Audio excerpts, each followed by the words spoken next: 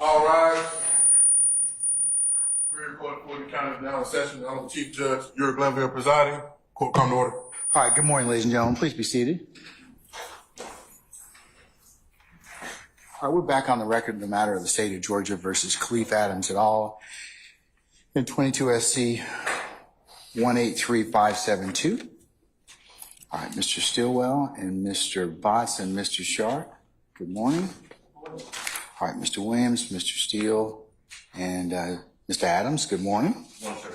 All right. Good morning, Ms. Halterwinger.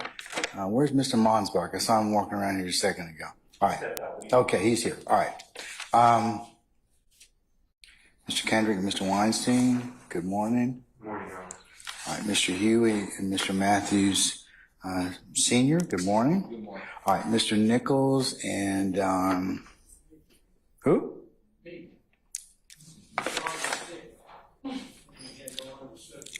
Where is, his other two counsels, Ms. Westmoreland and Mr. Garner? I was in Spain and the other, Oh, what's Spain? you know, only computer. Okay, all right. Mr. Nichols, do you have any objection to Mr. Botts for filling in for today in this role? Do you? Okay, have they discussed this with you? They being Mr. Harvey, Mr. Garner, or Ms. Westmoreland? Okay, and you're okay with Mr. Botts representing you today for the purposes of this particular hearing? All right. All right. Mr. Ryan and Misty Williams. Good morning, madam. All right. Mr. Smith, Mr. Uhalski, Ms. Knight, Ms. Hilton, Mr. Atkins, and Mr. Brown. Good morning. Good morning. All right.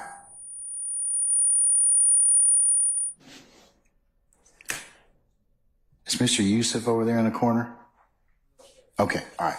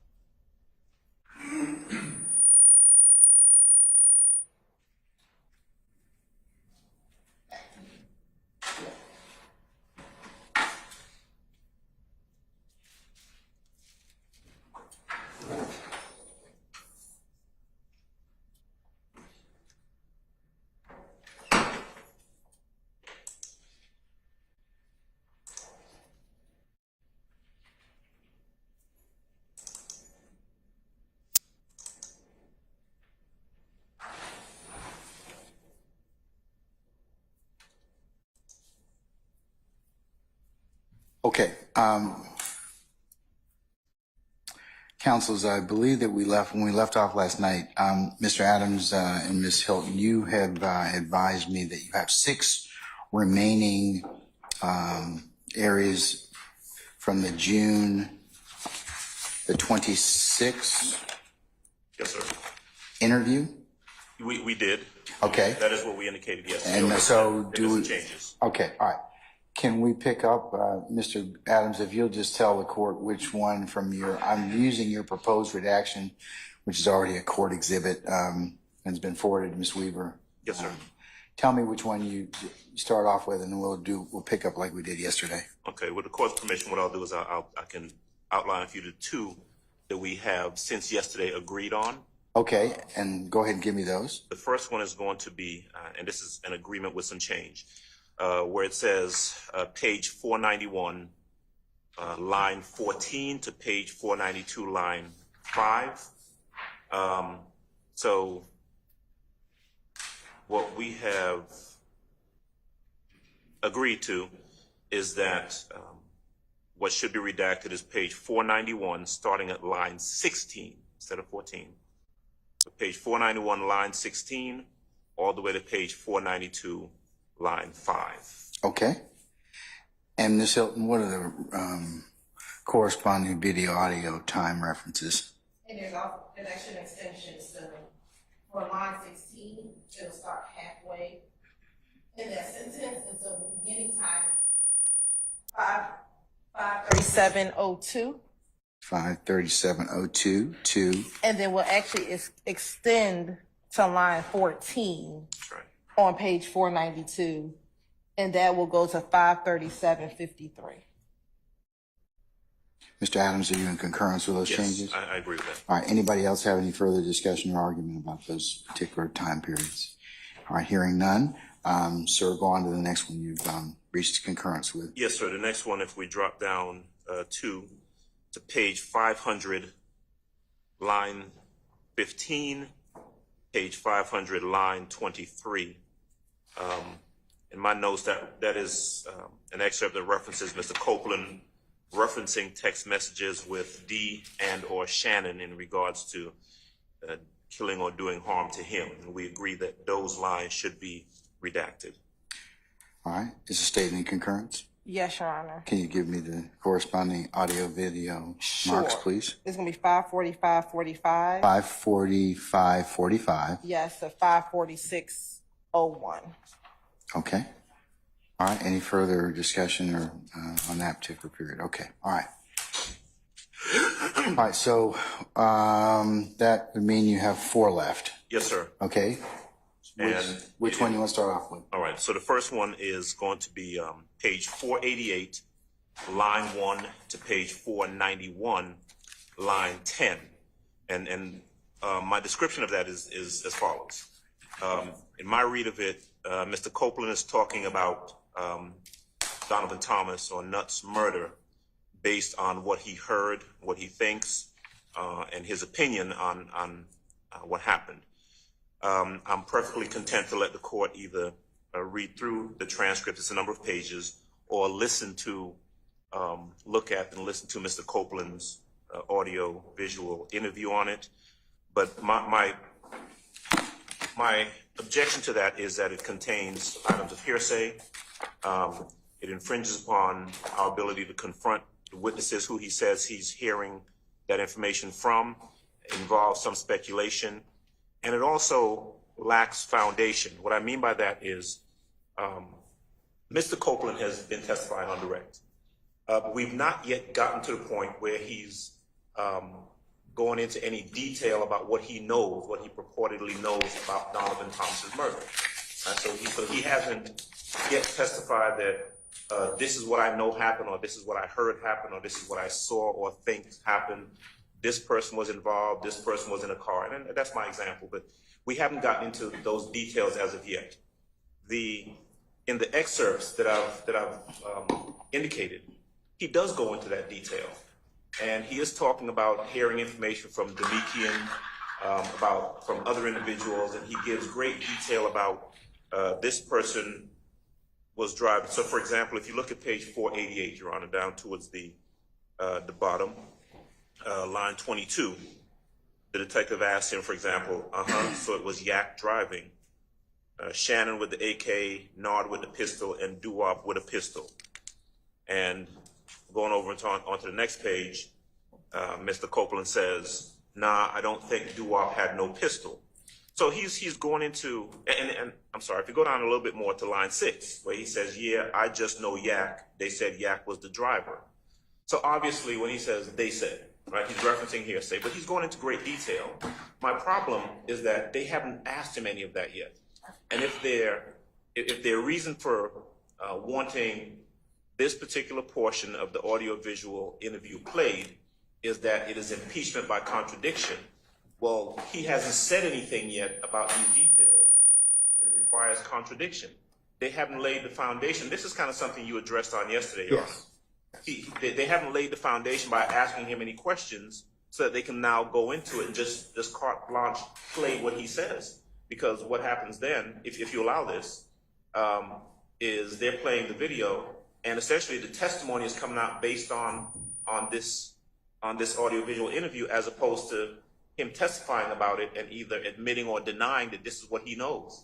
So my objection would be foundation, first and foremost, and then the other things that I've indicated, hearsay, our inability to confront the witnesses that he says he gets this information from, who would be, I think they're going to say these are co-conspirator statements, right? Right. Demetrius Garlington, for example, he's a co-defendant. We can't call him and cross-examine him. And then finally, that some of his testimony, some of his statements here is speculation. So that's my objection. Okay. All right. Ms. Hilton? Yes, Your Honor. So first, I'm going to start with the foundational argument that we have not asked Mr. Copeland about the night Donovan Thomas was killed. We did, in fact, ask Mr. Copeland about that. Your Honor, when I had Ask him about the guns or who was in the car? We did. So, Your Honor, on June 13th, we actually asked this series of questions. And this is all in relation to the night that Nutt was killed. My question to him was, after you left Mechanicsville, did you go anywhere after leaving Mechanicsville from what you remember? Yeah. Do you remember where you went? Pick little D up. Okay. And which little D are we talking about? The one that always be with me. Okay. Is that the little D you referenced as your son? Yeah. Do you remember where you picked little D up? Where did you pick him up at? McDonald's. Where was the McDonald's? On Cleveland Avenue. And when you got to the McDonald's on Cleveland Avenue, was there anyone else with little D? Just him and Shannon. Anybody else? Just him and Shannon. When you picked up little D, what did Shannon do? What do you mean? You said you picked little D up. Did you also pick up Shannon? I said I picked them both up. When you picked up both of them, where did you all go? I blanked out after that. You blanked out after that. Okay, why did you blank out? Because they were saying that I got the phone call. Do you remember who called you? So I asked him what occurred in the car. What's happening? He says he blanked out. So at this point, if he blanked out, he does not remember anything that happened in the car, which would be the conversations that he had with little D. And, well, what he's now saying Shannon, but previously he told the detective that Nard was in the car with him. And I believe that I asked him further on, and we don't have this part of the transcript, did Nard ever get in the car with you? And he says, no. So, Your Honor, we have confronted him as it relates to what occurred. Let me go further. Excuse me. I'm going to go down to the transcript. Now, before Monton called you, did you, Shannon, Little D have any conversation about Nutt being killed? No, was his response. That's a complete contradiction to, that's impeachment by inconsistent statement that he said, no, they did not have any conversation about Nutt being killed. So as far as foundation is concerned, we have met the burden of the fact that this statement now comes in, one, impeachment by contradiction, but two, as a prior inconsistent statement. As far as hearsay, Your Honor, you've already ruled that what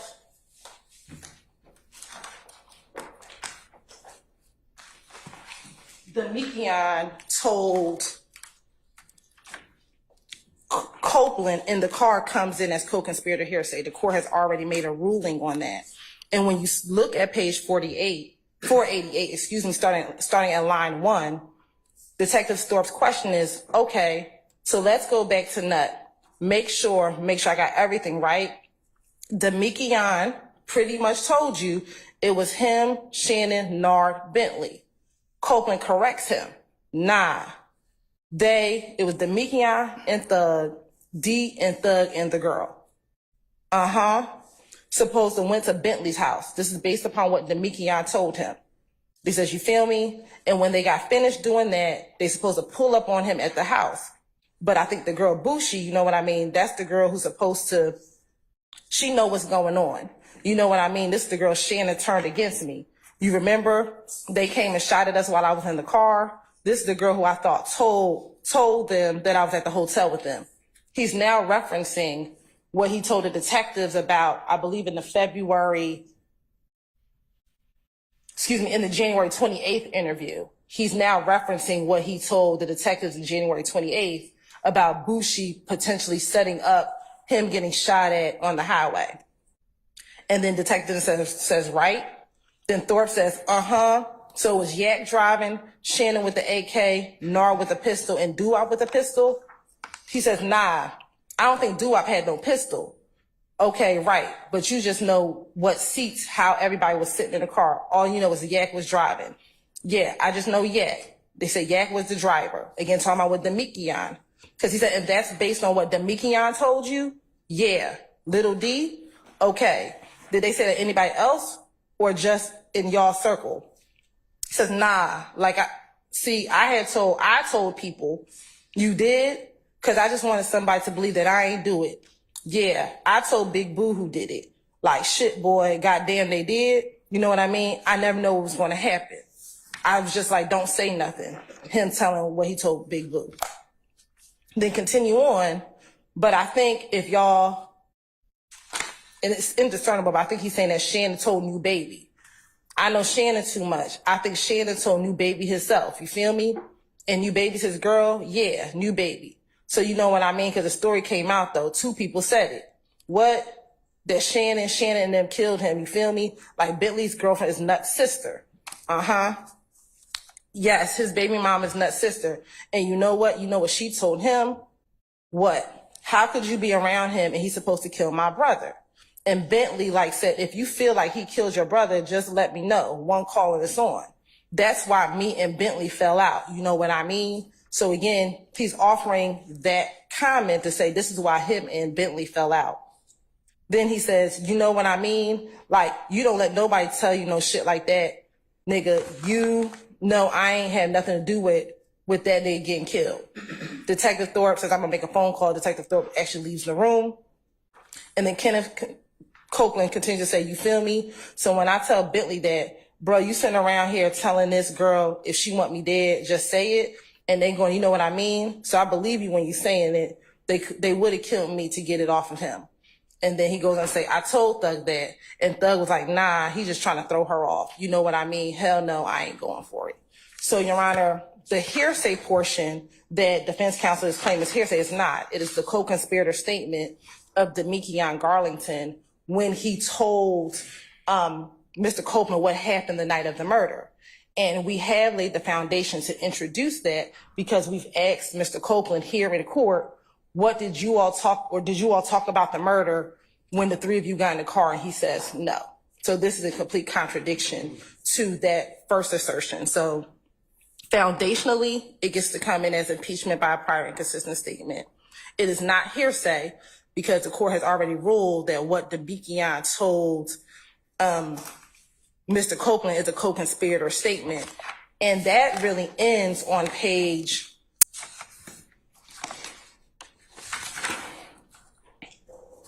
489.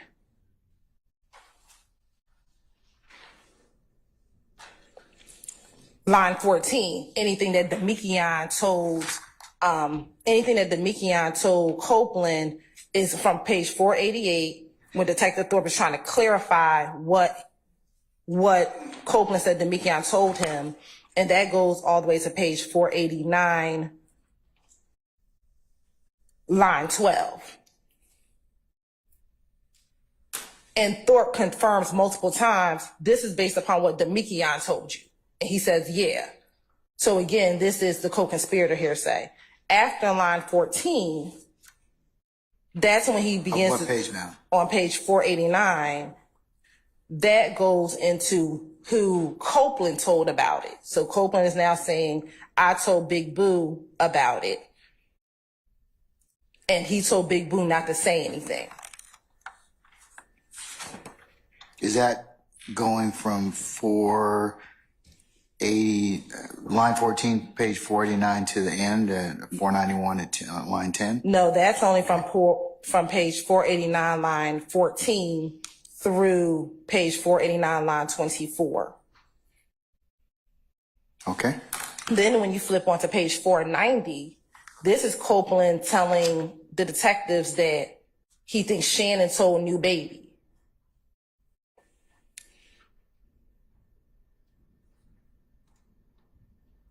And he's saying that more people knew about the murder, so his thought is that maybe Shannon told New Baby.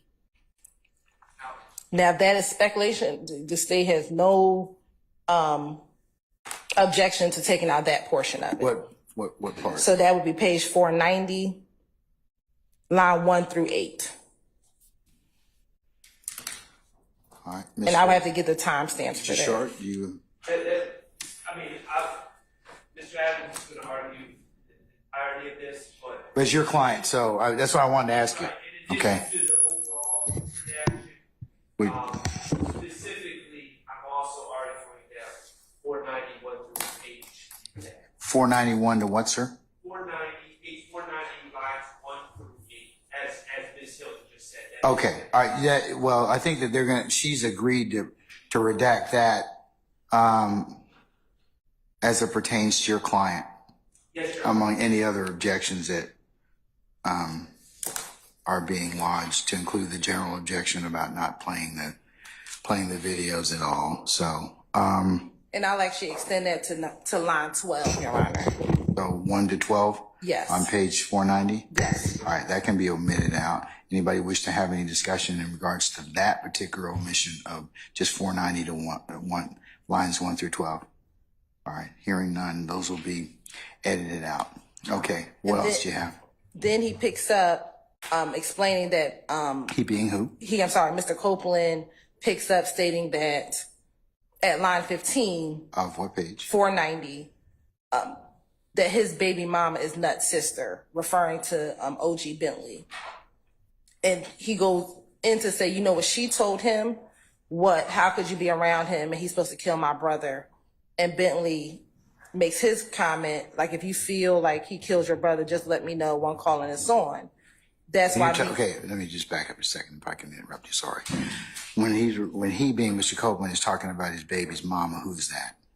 He's talking about That the mother Nuts. of the, who's he referencing? He's referencing Mr. Donovan Thompson's sister, who is also the mother of one of Calvin Treadwell's children.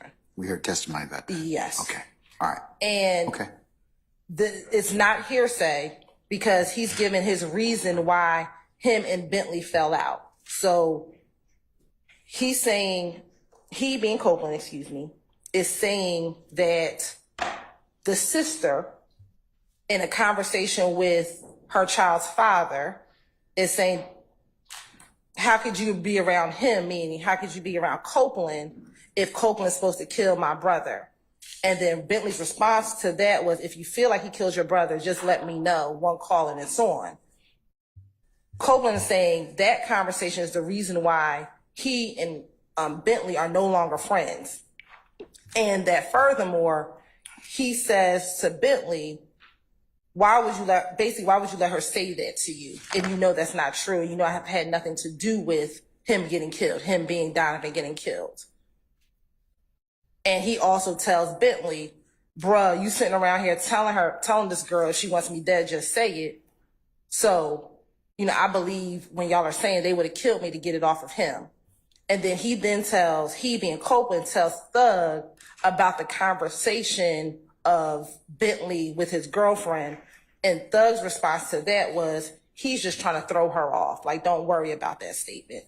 And so we believe that all of that comes in as relevant, that is non-hearsay in this case. So the entirety of the section, exclusive of the part that we agree to redact, should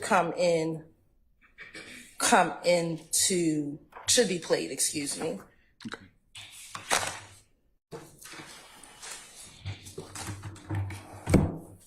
All right.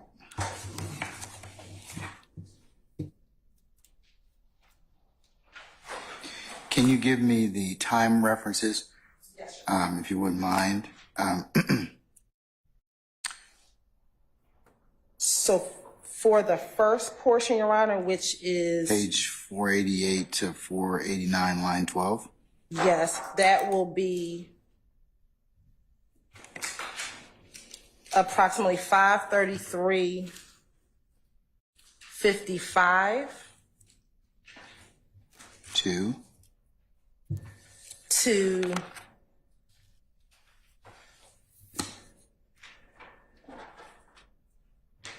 5:35, approximately 15.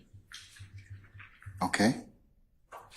And This- then the next portion, I believe, is page 489, line 14 to 489, line 24. Yes, Your Honor, and that would be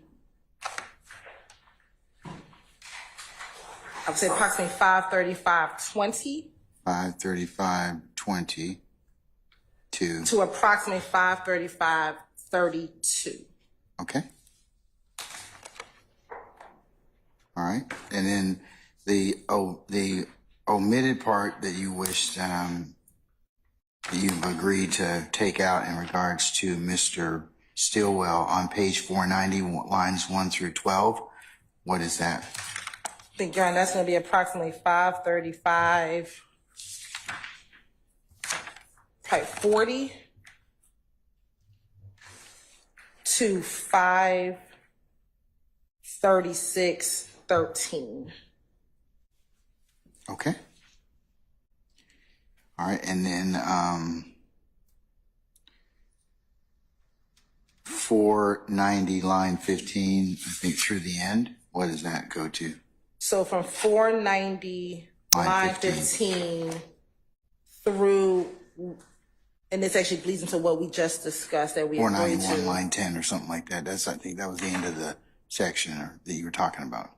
Yeah, so that bleeds into, so we would start around 5:36:21, and that would be 5:36:15, which would be 490, line 15, and that would go all the way through page 491, line 16, which would be 5:37:00.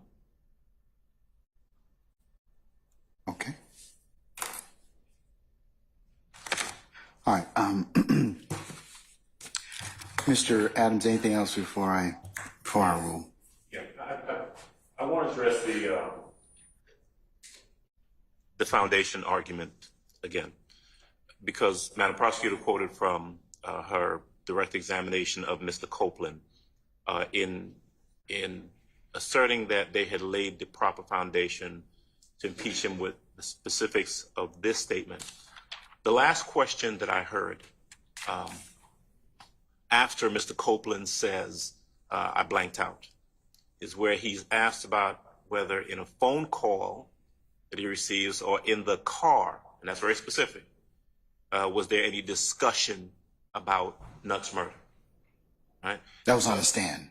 Right, when He was on the stand earlier. Right. Okay. That's as far as the questioning goes in terms of any details. Right. Now, if you look at the transcript and if you listen to his statement, there's no indication as to the information that he's relaying that he got from Demikian or anyone else when he got that information. So I would agree. All right. I'm going to be as objective as I can here and say that if the state had gone further in their questioning, right, and say, okay, well, what about later on? Was there did you all meet anywhere? Did you all talk about this at any point after that? But they were very specific, and they ended the last question about what he knew about Nutt's murder was in a phone call or in the car. And so it is clear in my reading from the transcript that Mr. Copeland is referencing other conversations that take place at other times, and they can't simply say that, well, this is impeachment by contradiction based on, the answer to those two questions. And so I think that there's additional foundation that needs to be laid before they can simply carte blanche just kind of throw this entire statement in there. Additionally, that's foundation argument. In regards to page 490, starting at line 15, Yes, his baby's mom is not sister. there you go. The entire conversation is what Nutt's sister, who is not a co-defendant, what her conversation is with Bentley, who is not a co-defendant. And to say that the reason we want that here, that is clearly hearsay. Copeland's relaying what he knows about a conversation between two other people, not even him. He's not party to that conversation. Right? He hears about that conversation. So he's relaying what he heard there and the statements that are made by Nutt's sister and Bentley. And so it's clear that that's hearsay. Okay, can I stop you? I have just a question about that. Would that be that section where Mr. Copeland's talking about his baby's mom is not sister and that. Would that go to effect on listener about what he did or what he said afterwards?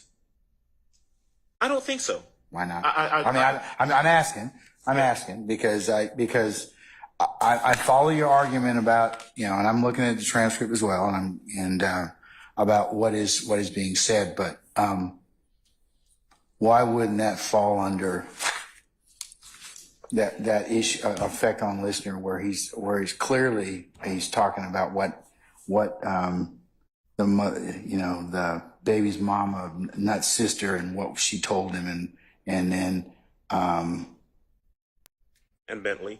and Bentley. Because, and here's why, because the state points to one line on line 21 where it says, that's why me and Bentley fell out. Well, there's no relevance to that. That doesn't have anything to do with his recitation of the information he has about Nutt's murder, right? Because those are the questions that are being asked, and he's relaying what he knows about Nutt's murder. And so for him to inject in there this conversation between Nutt's sister and Bentley, and what they said, and that's why he and Bentley fell out, because Bentley makes a statement about that conversation. That doesn't really have anything to do with the information that's being relayed. Okay, let me freeze. I'm gonna let you finish your argument, Mr. Adams. I want to ask the state's response as to what's the state's response as to that, basically 490 lines 15 through 22. Yes, Your Honor. What, because it is a hearsay statement from Copeland's relaying what Nutt's sister and Bentley told him. So let's put it in further context. Bentley, the state alleges, is a co-conspirator in the YSL gang conspiracy. He's an unindicted co-conspirator. He's an unindicted co-conspirator. And Mr. Copeland has just reiterated Bentley's role in the murder of Donovan Thomas, that he is the place where both the car gets disposed of as well as the guns get disposed of. And so what he is saying to the police is, Bentley and I have now fallen out. Bentley and I are no longer friends, given what he is telling this woman about wanting to kill me when he knows I had nothing to do with this murder. And so we're not offering it for the truth of the matter asserted as to whether or not Bentley actually said, if you feel like he killed your brother, just let me know, one call that it's on. It is the effect that had on Mr. Copeland, and in turn, what he does with the information. He then confronts Bentley about it, but then he also asks Thug about it as well. And that is why, to put what he did with Thug into context, that the jury needs to understand what preceded that. Not that we're offering it for the truth of the matter asserted, but what preceded.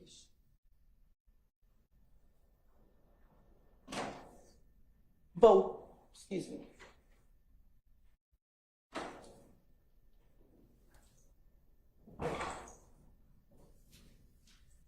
what preceded why he was upset that Mr. Bentley would even mention that to Mr. Donovan Thomas' sister, and the fact that it upset him so much that he even mentioned it to Thug. Like, why would this co-conspirator say that he knows I have nothing to do with this murder? Why would he tell her that he would have me killed and he knows I have nothing to do with this murder? And so again, it's not being offered for the truth of the matter asserted, but it's being offered for the effect on the listener, being Mr. Copeland and what he did with that information.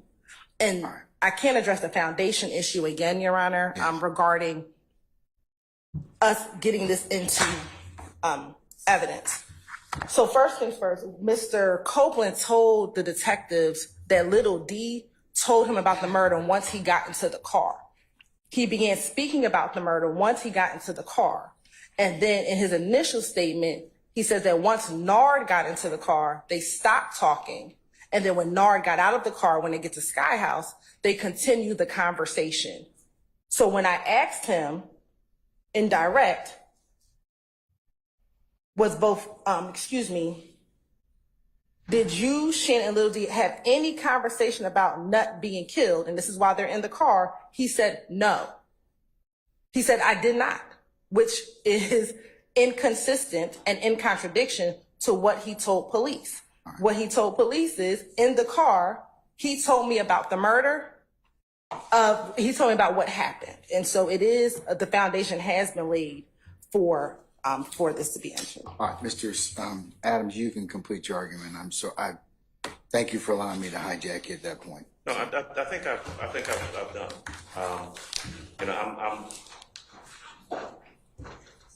I'm recounting what I recall from his direct testimony. I still don't think that there's been specific enough questions asked of him on direct such that what would be played in this would be impeachment by contradiction. And also, I've got to say, I reject the thought, going back a little bit to the other argument, that, Bentley's an unindicted, everyone's an unindicted co-conspirator. They hear the state tell it. If their name is referenced, they have some conversation about it. If they were around when something happened, they're an unindicted co-conspirator, and so their statements automatically come in. And I reject that. If they believe that Bentley was involved in the commission of Nutt's murder, they could have indicted him and charged him just as a co-defendant, as opposed to what they're arguing now as an unindicted co-conspirator. So I'm going to rest on all the arguments I made previously and ask you that these items be kept out, be redacted. Okay. All right, the court's had an opportunity to consider both arguments of counsels for the defense and for the state in regards to lines 488 line 1 to 491 line 10 and the corresponding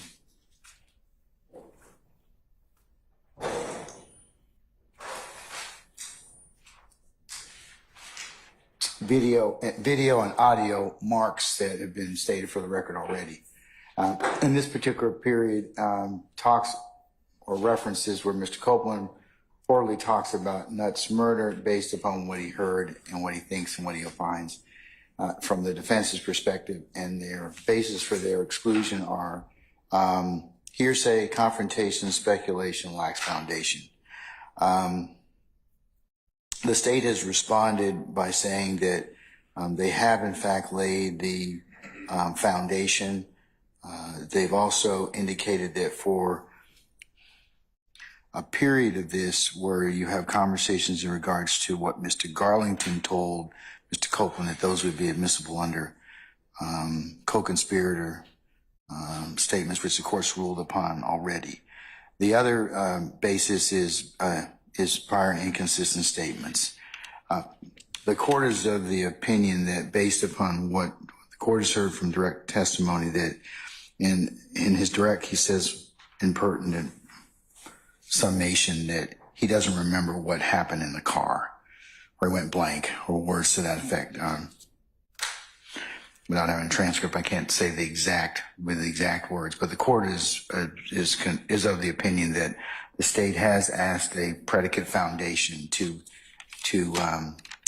explore from Mr. Copeland impeachment, at least impeachment by contradiction or prior inconsistent statement. So I'm going to omit those and allow the state to play that portion of the tape over a defense objection. Mr. Adams, I will give you and others a continuing objection. Thank you. And that does not include the omission of page 490, line 1 through 12. That's Mr. Stilwell's statement, which are going to be omitted by agreement by the state and Mr. Sharp. All right. Okay? Yes, sir. All right, let's move on to the next one, please. The next one is, if we jump down to, is going to be page 499, line 14 through page 500, line 6. In those excerpts, if the court will take a look at it, the detective essentially, it's mostly the detective speaking. Mr. Copeland has a few lines in there as well, but it's mostly the detective speaking.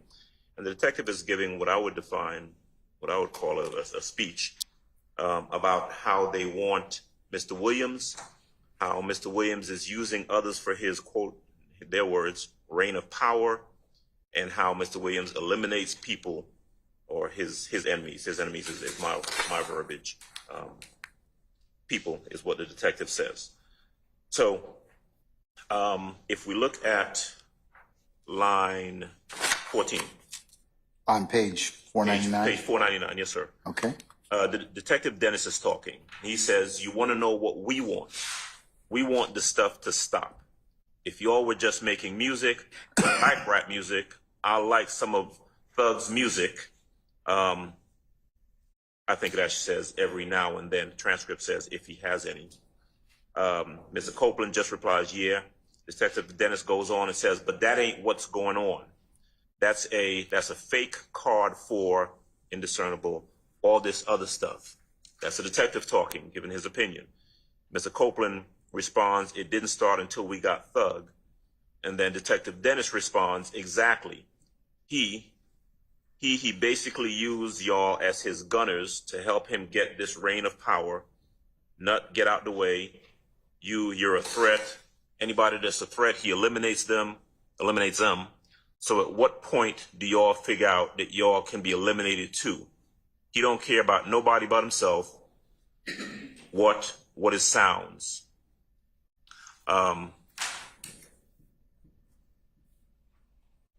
Mr. Copeland says, oh, well, that's what it is. Detective Dennis says, so why would you stick around and let this man bring to your demise? So I'm going to go back to some things I say often. Sounds to me like, it seems to me that this is an easy one, right? The state is going to disagree. But this is Detective Dennis. None of this is relevant. The detective's thinking about, what Mr. Williams's music means or what type of person, what his character is absolutely not relevant. There's nothing that this adds to the case. There's nothing that this adds to any. It's not an item of evidence. It's just the detective's opinion.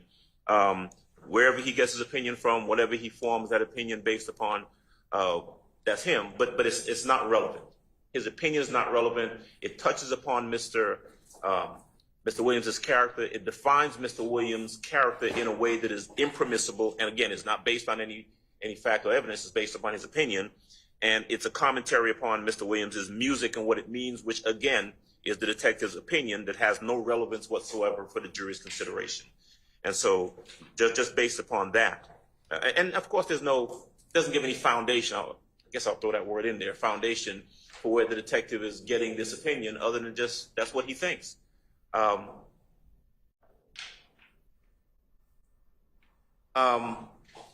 His opinion is more prejudicial than probative. I would say it's not probative at all. And so I'd ask that it be redacted.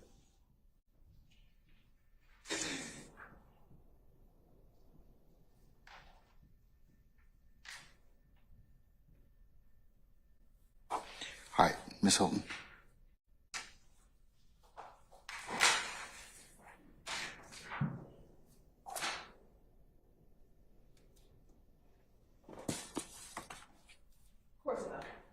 All right. Your Honor.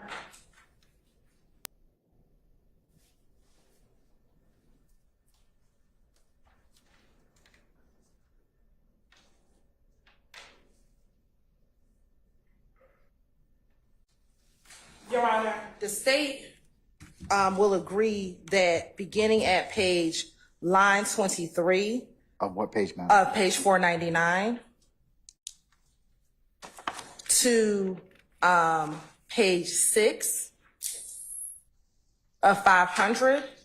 You mean page 6 of 500 or? Page 500, line 6, I'm sorry.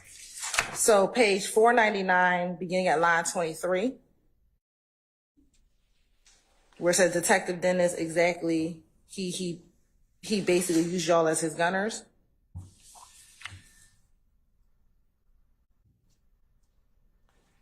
Through page 500, line 6.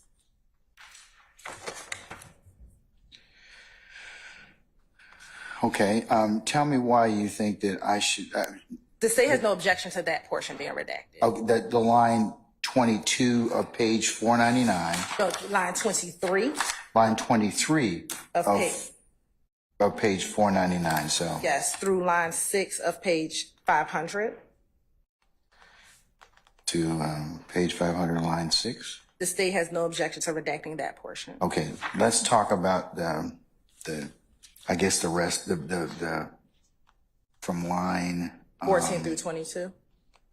Yes, ma'am. Your Honor, in line 14 through 22, detective, well, let's go a few lines before this.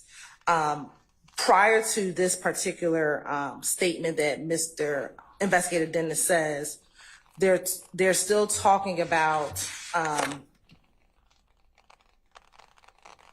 Copeland's kind of concern still about being labeled a snitch, and who, he's in this space of, what do I do? If I tell, then the streets aren't going to like me. If I don't tell, this could happen to me. And what Detective Dennis says to him is, we want this stuff to stop. If y'all were just making music, he says, I like rap music. I like some of Thug's music every now and then. Copeland says, yeah, but that ain't what's going on. That's a fake card, all this other stuff. And then Copeland says, it didn't start until we got with Thug. This line is in direct contradiction to the defense's assertion in opening that the focus of their investigation was all about Young Thug and his music, that we attacked as the state, as the police officers, that we were only focused on using these lyrics and this music, and then we created a case solely based off of the music.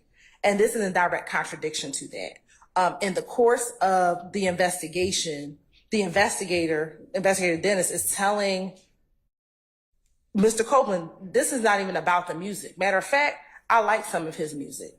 This is about what has been happening in these streets, what the shootings that have been going back and forth for now, at this point, 6 months, and putting it into that and encouraging Copeland to continue to tell the truth about what has happened. And then Copeland's response to that is, this didn't start until we got with Thug, until he, I believe when the we is him, Demekian, and Shannon, that all of this violent stuff started happening. And it's not just about the music. And so we believe that this is in direct contradiction to the assertion that the police officers were solely focused on music and lyrics in this case, but no, they were focused on stopping crime, and it had nothing to do with the music. So for those reasons, Your Honor, we believe that that portion is relevant. Mr. Adams? So the only thing that's, two things. Number one, I think we all know that what is said in opening and not evidence, questions by the attorneys aimed at getting at a certain point, not evidence. And so what they have to prove in court, they have to prove by way of evidence. What the detective says in this excerpt, and we're talking strictly about line 14 through line 22, this is the detective's opinion on what the music is or is not. So for example, if you look at line 19, when he says, but that ain't what's going on, that's a fake card for all this other stuff. Well, if that's the case, then let's prove it with evidence as opposed to giving the jury the detective's opinion as to what that is. Because without more, what the jury ends up getting is the detective's soliloquy on what he thinks the music means, whether or not it's being propagated for art, or whether or not it has something indeed to do with the rest of the case or any of the criminal activities that have been indicted. And they've got to prove that with evidence. I just don't think that there's anything here. I don't think number one, his opinion is not relevant in regards to this item of evidence. And I think there's a fair amount of speculation on the state's part. I've said it before. I understand they have their theory, but when Madam Prosecutor says that Mr. Copeland's response, it didn't, on line 22, it didn't start until we got Thug. When she opines, well, when he says we, he means Shannon and Demekian, and this is who he means. Well, they don't know that. They don't know that any more than we do, unless Mr. Copeland gets on the stand and says, hey, this is what I meant, and this is who I'm talking about. That hasn't happened yet. So that part is just speculation. But overall, these few lines that we're talking about is nothing other than the detective's speculation as to what he thinks the music is in his opinion, and that's not relevant and should not be allowed. Yes, one more. May I add something? Sure. Also regarding this, the state is making the argument that this out-of-court statement should be played because of arguments that some defense counsel made during opening statements. My recollection is that certainly that Investigator Dennis has been on the stand, and he provided live testimony rebutting the defense argument about following lyrics, and instead said, no, we follow crime, and then found lyrics. I believe that was Dennis. It may have been Gaither. Anyways, the state has provided live testimony regarding that issue and their counter to whatever was argued in opening that they say was argued in opening. So I don't know why we would, knowing that this has been argued through live testimony, I don't know why we would allow out-of-court statements, hearsay statements that also have problematic parts in speculation, as Mr. Adams has stated. I don't know why we would allow that into evidence when the state has already been allowed through live testimony to address this issue. Okay. And if I may just add very briefly, I also think that this is probably not necessary because, as I stated before, with setting opening and the questions of the attorneys are not evidence. But the other thing I was going to mention, Mr. Sharp just reminded me, the court is very aware that you are not required to present any evidence at this point in time. You have not elected that decision, and that's of no consequence to me what they're saying you've said. You've said. So I'm not taking that from that vein at all. Also true. And I do think that there's, and I know it's been a long time, because we did openings back in November or whenever it was. Yeah, that was November, I think, yeah. But I think that the state isn't remembering correctly what Mr. Steele said in opening. I do recall that he made reference to the state cherry picking lyrics and so forth. But again, so I think their recollection of that is incorrect. But I don't think that's part of the calculus or the consideration at all, because it's not evidence. Right. You're right, so I have just probably about those last two. Sure. So first, as it relates to the fact that the state cannot rebut what is said in opening, in looking at 24-6-621, 24-6. 621, which is impeachment by contradiction. Also in reading Carlson's on page 351, which is citing to federal law, federal courts allow parties to counter misrepresentations and in an opponent's opening statement with contradictory proof. What page is that? I'm sorry. Page 351. What part of If you go to I see it. I see it about the fourth paragraph down. yes, Sam. Okay. And rebuttal will sometimes mean the countering of factual assertions made during defense counsel's opening statement or for them cross-examination of the government witnesses. So the state can bring in evidence to rebut what was said in an opening statement. But furthermore, Your Honor, this statement, what Investigator Dennis said about the music is an adoptive admission by Mr. Copeland. Mr. Copeland does not disavow that this is just about making music. He, matter of fact, agrees with Detective Dennis. And in court, if you can recall, Your Honor, Mr. Copeland made it seem that YSL is just a music group. Matter of fact, I think he even said the only gang that he associates himself is 372, that he's not even a part of YSL. When I asked him directly, are you a part of YSL, the gang? And he disavowed that. So when you look at what he's testified into court about his disavowment of YSL, that YSL is just a music group, that this is in direct contradiction to that assertion. And he adopts what Detective Dennis says by not disavowing it, not saying, no, it's only about the music. He says, yeah. And matter of fact, he further says it didn't start until we got with Thug. So, Your Honor, for those additional reasons, we believe that this portion, page 499. We got with Thug or we got Thug? That's what this transcript says. We got Thug. I think it says. I think when you listen to the recording, it says until we got with Thug. Let me listen to that portion, please. I just want to listen from about line 14 to line 22. Okay. Yes, Mr. sir. Sharp, you have something else?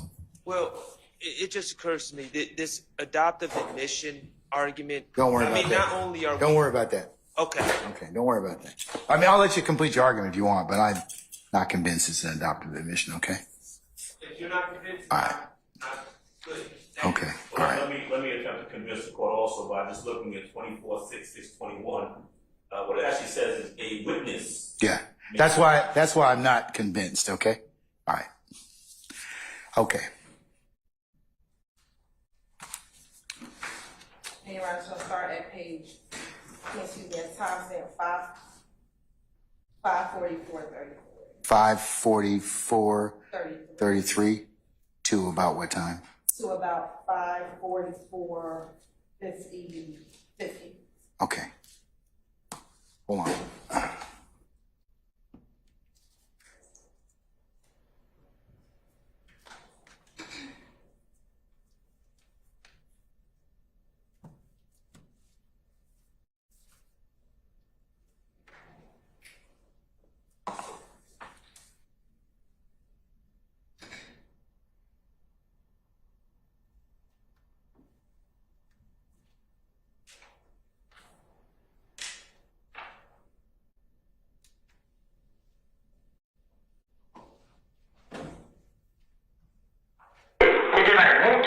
Come back telling them, I've been talking to the police, And they just feel as in, ain't nobody locked up, anybody got no warrants. So I went and take that because the truth is, everybody say, I can't just tell that because whatever I know, they get locked up. You know what I'm saying? Right. So they know that. And they ain't get locked up, so they know, well, I ain't tell. That's the only thing they keep me out of it. But what happens when they start getting locked up? So what I'm saying, that's why these Started much earlier.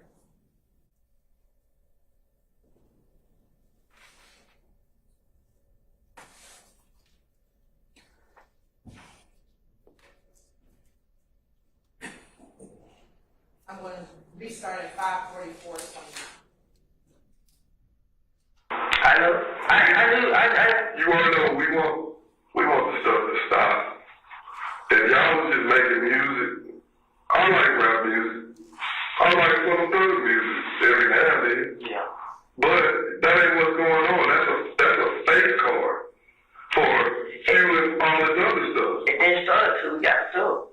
Exactly. Yeah. One more time, please. Christina?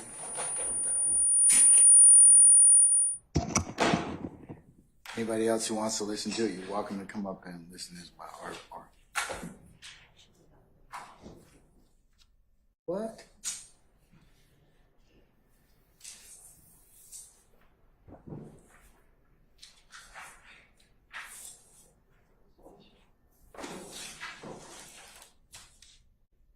Ready on?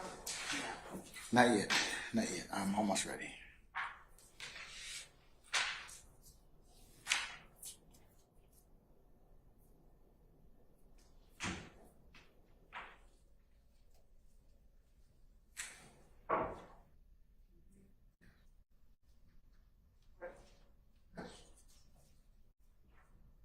All fish. That's not to insult you. That's being real. Like, I know. you want to know, we want the stuff to stop. If y'all was just making music, I like rap music. I like some thug music every now and then. Yeah. But that ain't what's going on. That's a fake card for fueling all this other stuff. It didn't start till we got sued. Exactly. Yeah. Okay.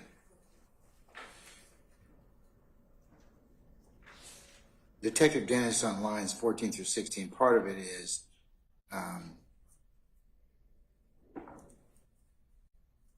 I like some of Thug's music now and then, or to that effect. It's not if he has any. And then on line 22 of 499, it does say it didn't start till we got with Thug. But what does that mean? I don't know. I'm just listening to it. Okay, so do any of you want to listen to it as well? I mean, I could give you the opportunity to do so. I don't disagree that what's in the transcript is It's not quite accurate. It's close in regards to that particular portion of what Detective Den starts off with. Okay.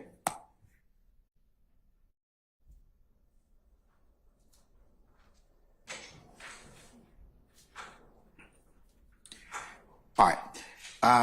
Based upon the court's listening to this particular portion of lines 14 through 22, the court is of the opinion that it is opinion by Detective Dennis and it is speculation. So I'm going to exclude it at this time and omit it. Just that particular section. Thank you, Your Honor. All right. Can you give me the timestamps starting at line 14 or maybe line 16? So it should be 544. I have 34. You said it was 29 earlier. Well, I started at 23, so I'm going to say 544, 29 approximately to 545, 28? 23. 544, 29 to 545, 23. Yes. Okay. Any further argument or discussion in regards to that portion? Okay. All right. Next one on the last page, what I sent to the court. Hang tight 1 sec, sir.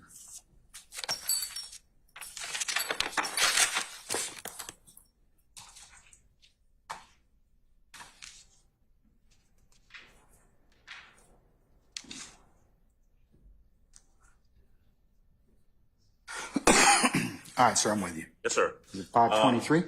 Yes, 510, line 4 to page 511, line 3. Okay, 510, page, line 4. Yes, sir, to page 511, line 3. Okay. There's a conversation between the detective and Mr. Copeland. Essentially what they're doing is they're talking about who to go after first. And there's some opinion as to who they should go after first. Opinion about Shannon, opinion about D, and opinion about Doo-Wop. In relevant part, I'm going to just kind of read through from line 4. Detective Thorpe is speaking, and he says, so let me ask you this. Of all them, I think he said clowns. Of all them clowns you just named, who do you think the first person I should go after? Mr. Copeland responds, to lock up or to talk to? Talk to. I would say Doo-Wop, but if you go after him first, they're going to have a feeling somebody told. You feel me? That's an opinion. Detective Thorpe, so who you think I should go after first? Mr. Copeland says, B, truth be told, I want to say Shannon. You feel me? Because when he, it says this indiscernible, I think it says got locked up. Because when we got locked up, Shannon looked like he wanted to tell. You know what I mean? Tell on them. Again, an opinion, speculation on the part of Mr. Copeland. Detective 1, yeah, but that was years ago. How you feel about little D? Like since D was the one that supposedly wasn't shooting, but he came and told you. Ms. Copeland says, D thinks he's hard. This is opinion. Detective 1, so he probably wouldn't just because he thinks he's hard. Mr. Copeland says, right. When I gave him your number and then y'all let me go, I was looking at him like, damn, D, like he the one, he knows I gave him your number, bruh. You ain't have to go tell everybody. Detective says, right. Mr. Copeland says, you know what I'm saying? Like he indiscernible on me. That's a little further. It's, I think it stops at line 3. But it's clear that whole colloquy from the previous page, 510 to 511, is all a matter of speculation. What the detective is asking Mr. Copeland as to who they should go after first, either to talk to or to arrest, there's no way that there's any relevance to that. Mr. Copeland's opinion, speculation as to who might talk or who might not, regardless of what he knows about those individuals, is in fact speculation, it's opinion, and it's not relevant. So my objection to that colloquy on that page in a few lines would be that it is improper speculation, impermissible speculation, and irrelevant opinion, and it should be redacted. It simply has no relevance whatsoever. All right, sir. State. Yes, Your Honor. Your Honor, this is very relevant. Again, the defense's theory about this case is that they didn't do any investigation. They didn't do anything. All they did was take what Copeland said and ran with it. And what this shows is that the detectives were trying to speak to other individuals in order to corroborate what Copeland told them. And so they are asking Mr. Copeland his lay opinion on who out of these individuals he should talk to. So I know we keep throwing around the word speculation and opinion, but a lay witness can give their opinion if that opinion is rationally based on the perception of the witness, which is 24-7-701. Mr. Copeland knows the individuals to whom he's been talking about. He has spent time with them. He is friends with them. He considers some of them like his brothers. We have pictures of them together. So he can, based upon his own opinion, can say, this is who I think will talk to you all, based upon his interactions and his lay opinion, Your Honor. So the fact that he tells them, here's who I think you should talk to, here's who I think will talk to you, is a proper opinion that he can give. And it's clear that it's an opinion because he talks about Duwop versus Shannon versus Demikian. And he tells them, here's who I think you should go to first. But if you go to this person first, they're going to know that I told something. Can I ask you a question? Yes. Or hijack you just for a second. Sure. Did you ask Mr. Copeland about this on direct already? Ask Mr. Copeland on direct about any of his discussions with Detective Dennis in regards to this part of the investigation. I don't recall it being asked. About if he told the detectives who he should speak with in regarding this case. No, I don't believe I asked him directly that specific question. Right, I'm gonna exclude it for foundation right now. I'm not saying it may not be admissible for other reasons later, but I agree with Mr. Adams. It is speculation and opinion. It's not relevant under 401 at this point in time. However, having said that, if somebody opens the door as to it, or if you continuing with your direct examination lay a foundation as to ask him any about that, then I'll reconsider. So I guess my question is, if I ask him, did you advise law enforcement who they should speak to? There's going to be a lay opinion objection. When I'm saying it's not a lay opinion, It still might be speculation or opinion because it's got to be based on something. You're saying it's based upon he knows these people and he's got them, but you'd have to lay the foundation to ask that question. But I think we have laid the foundation, or we've established. Here's the thing. I don't think you get cover because he says, I don't recall, or I don't remember. I think you still got it, as I mentioned to you yesterday. With all due respect, you still got it since you haven't asked him about it yet. It wouldn't be proper to just play this. However, if you can lay the foundation based upon the argument you just told me, I'll certainly consider it at that point. And I guess I want clarity because I think we've laid the foundation that he would have a proper basis to give a lay opinion. I don't know. We believe that. I need to, again, if you lay foundation as to a lay opinion, I might be able to rule upon it. I don't know whether or not that will carry the day or not, but it depends on how you ask Mr. Copeland those questions and his response. Like I told you, I'm not saying that it may not be, but not right now. All right. So I'm gonna exclude that for the time being for foundation, but in the arguments of Mr. Adams, and like I said, I'll come back to it if you remind me at the appropriate time, and we'll look at it. Okay. Yes. All right. And, Can I get the timestamp? yes. That is going to be 554:22 554:22, through 555:19. 555:19. All right, any further discussion? Okay. The last one, Judge, is page 512, line 18, to page 517, line 19. And Your Honor, based on your previous ruling, I think that this covers that same area about who they should speak to. So, given your current ruling, Okay. the state will just address it at that.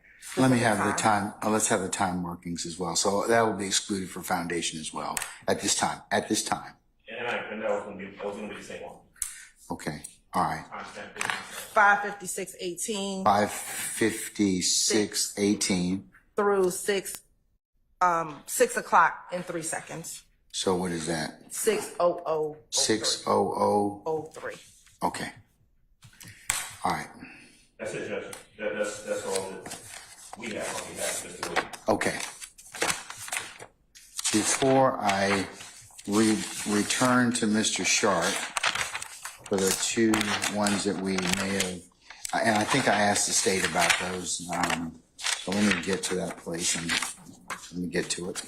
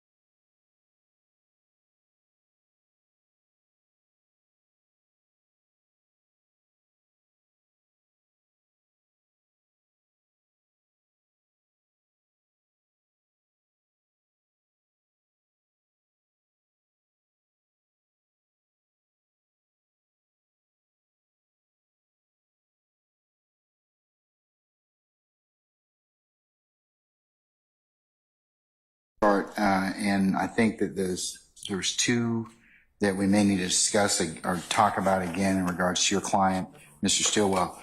Mr.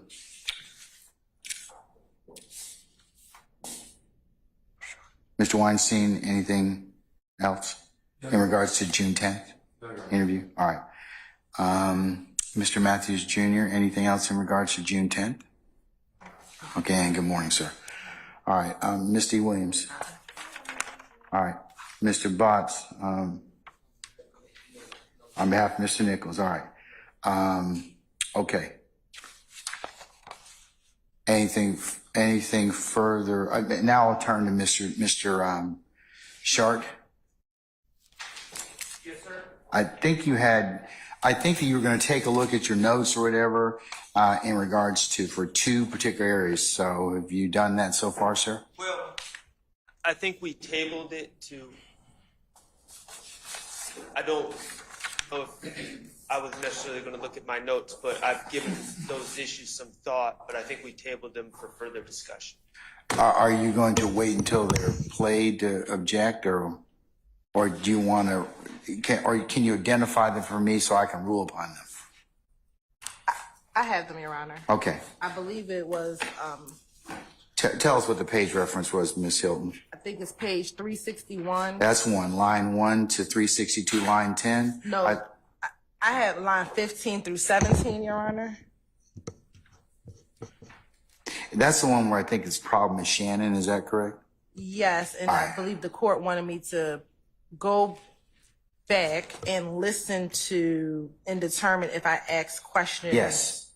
And, all right, that was one, okay. And did you review that, madam? Yes, Your Honor, and that's consistent with the portion of the transcript that I just recounted in the argument with Mr. Adams about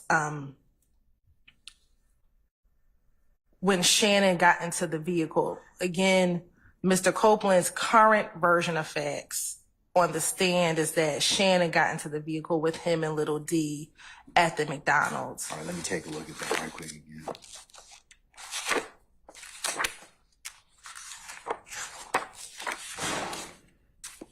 This is regarding page 361. Yes, line 15 through 17.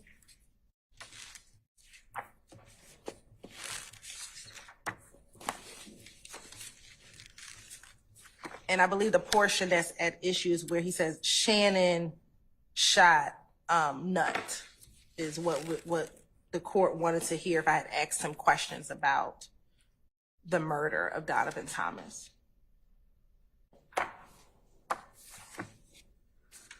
Can I just go back and make sure we're on the same page with everything leading up to this? Because, Your Honor, I know what Ms. Hilton's speaking of, but I also had in my notes 361 through 10. So can I just confirm? 361 line 1 through 362 line 10? 361 line 10 to 362 line 10. Okay, I originally had line 1. All right, so, okay. So 361 line 1 through 12, we'll say, the state has agreed that that's coming out. Is that correct? No. Okay, so all of this is in dispute, right? No. From what you gave us originally, the only thing that was in dispute was Shannon shot up Lil Wayne's tour bus, Shannon shot Nut, Shannon does whatever Thug says. On my list, it says page 361, line 1 to 362, line 10. All right, so is the state agreeing to a portion of this to be redacted, or what are you saying? The only portion that we agreed to be redacted is on line 16, Shannon shot up that tour bus. Okay. Line 16, and that's on page what, madam? Page 361. All right, and it says the specific sentence is Shannon shot up that tour bus. And I believe, Your Honor, on Monday, you were holding off ruling to determine whether or not I had asked Mr. Copeland about the murder of Donovan Thomas. And you wanted me to confirm with Madam Court Reporter that I did ask Mr. Copeland while on the stand about the night of Donovan Thomas's murder. all right. Specifically, what did you ask him? Because I do recall you did ask him about that, but remember, it's consistent with my earlier statements, that what exactly did you? Because this particular, let me just kind of.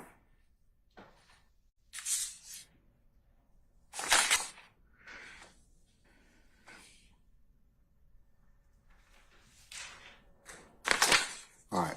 Yes. So do you mind if I keep my seat, Your Honor? Yes, ma'am. You can keep your seat just as long as you speak in the microphone. That's fine. Yes. So it starts after you left Mechanicsville, did you go anywhere after leaving Mechanicsville from what you remember? Yeah. His response, yeah. Question, do you remember where you went? This is your examination. Yes, Your Honor. Okay, all right. Pick little D up. Question, okay, and which little D are we talking about? Answer, the one that always be with me. Is that the little D you reference as your son? Yeah. Okay, do you remember where you picked little D up? Where did you pick little D up at? Answer, at McDonald's. Where was the McDonald's? On Cleveland Avenue. And when you got to the McDonald's on Cleveland Avenue, was there anyone else with little D?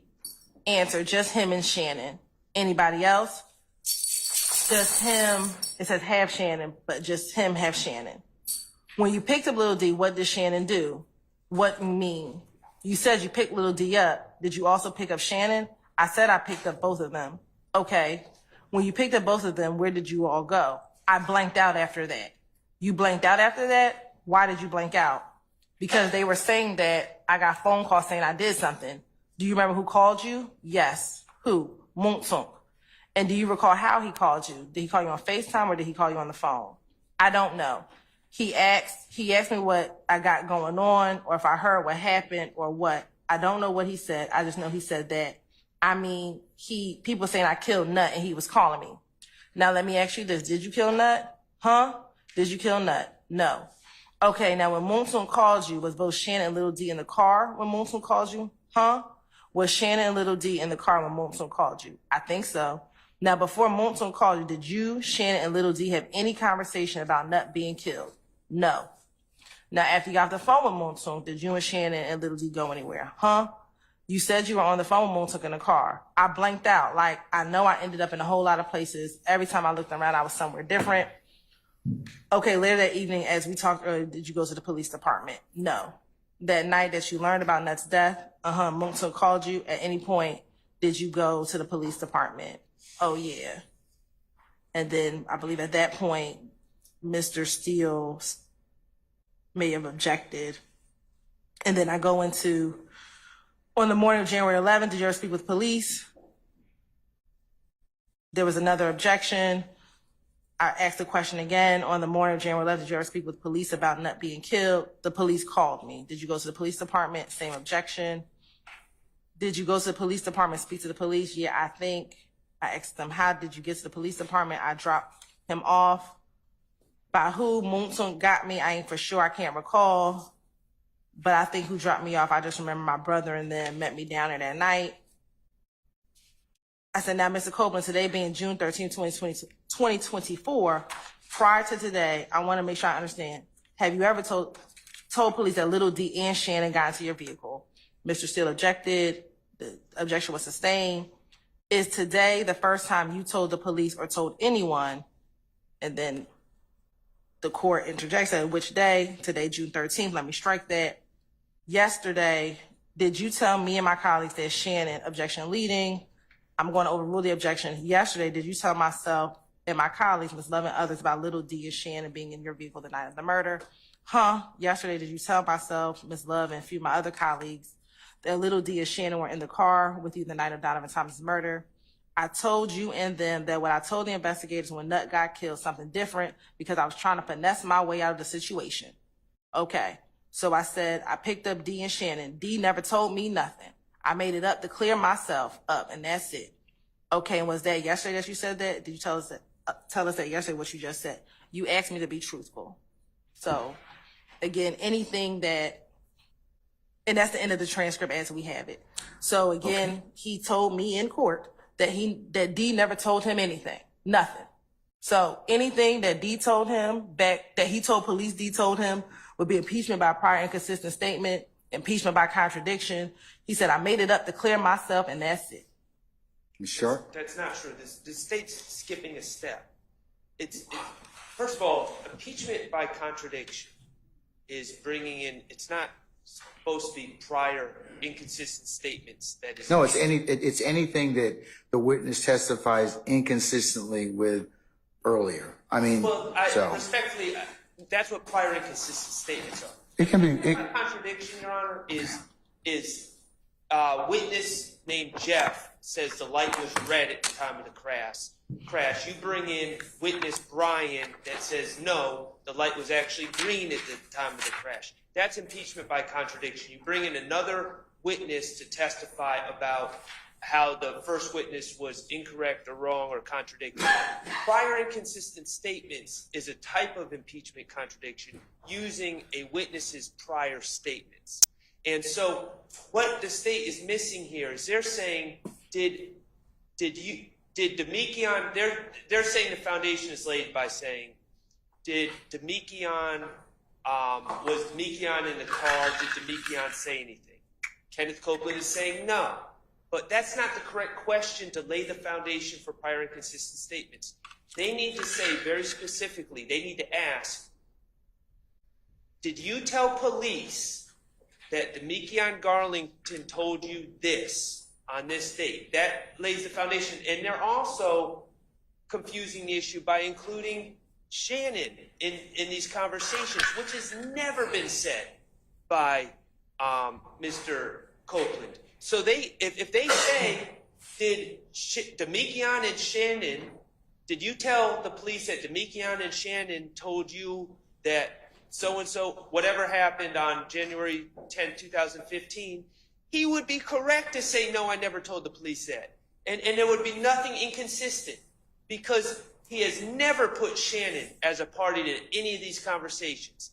They need to specifically ask, did you tell the police, not did it happen, but did you tell the police that Demekian Garlington told you this? And if he says yes, then they don't get to get in these prior statements because they're not inconsistent. The question isn't, did Demekian tell you this? It's, did you tell the police Demekian told you this? And if he's asked that question, he may very well say, yes, I did tell Demekian that. It was all I did tell the police that Demekian told me that. It was all a lie, but I do acknowledge telling the police that. In which case, there's no prior inconsistent statement because he is acknowledging that he made that statement in the past, and it doesn't need to be proven using extrinsic evidence, including a videotape. But they haven't done that. They've just asked, did it happen? Not did he tell the police that it happened. What if, as in this particular circumstance, I think that there's an omission. Like he says, hey, I don't recall this, and then his earlier statement says, includes more people or is more or has more granularity. Well, the problem is they asked, did Demekian and Shannon discuss this in the car? And he has never said Demekian and Shannon discussed anything in the car. He said, what he said in his prior statements were, I showed it at the McDonald's. Demekian was the first person to come to my car. Demekian got in my car, said something very quick, pointed at the people who he said did it, and then didn't say anything else. That's what he said. He never said Shannon Stillwell was in a car discussing anything. And the reason he never said it because Shannon Stillwell was never in a car discussing anything. So he need to be very specific about what they're saying he said in the past. And if he owns that prior statement, then this doesn't get in. All right. Your Honor, but that's the point, Your Honor. We agree. He never told the police that Shannon was in the car. So he is contradicted by what he told the police previously. And he said, and I don't have to ask him again, his answer was, I told you and them that what I told investigators when Nutt got killed, something different because I was trying to finesse my way out of the situation. He has already admitted right there that what I said to the detectives in 2015 is a lie. It's not true. I finessed my way. And it's inconsistent with what he is now saying in what he said back then. So that's a prior inconsistent statement. Furthermore, to address what Mr. Shar just said about extrinsic evidence, when it comes to impeachment by contradiction, impeachment by contradiction occurs when a party offers evidence to prove that a fact to which a witness testified is not true. And it can be done by extrinsic evidence. The recording is the extrinsic evidence that we can bring in to show that what he said in court is not true. This is the extrinsic evidence. It does not have to be another person. The law does not say you have to bring in another witness. I can bring in extrinsic evidence. That is the recording of him in the interview room telling the police what he said. All right. Mr. Short, I'm gonna admit or allow the state to play that particular portion from page 361, line 10 through 362, line 10, as impeachment by contradiction. I'll give you a over defense objection. I'll give you a continuing objection as to that, sir. Minus the. Oh, of course, minus the 361 line 16, Shannon shot up that tour bus. Well, That will be excluded. what about? Before you go on, can you give me the time reference, madam? Time, video and audio time. Your Honor, so for the portion that is out is 3:29:37 to 3:29:39. Okay. And the balance is from what time to what time, exclusive of those, at that time period? So it'll start from 3:29:20 through 3:29. It will probably stop at 36 to make sure that we do not get into Okay. the admitted part, and then it will pick back up again at 3:29:41. All right. Mr. Short, anything, you were going to mention something else, sir? And I understand your ruling as it applies. I respectfully disagree. Do not waive any Sure.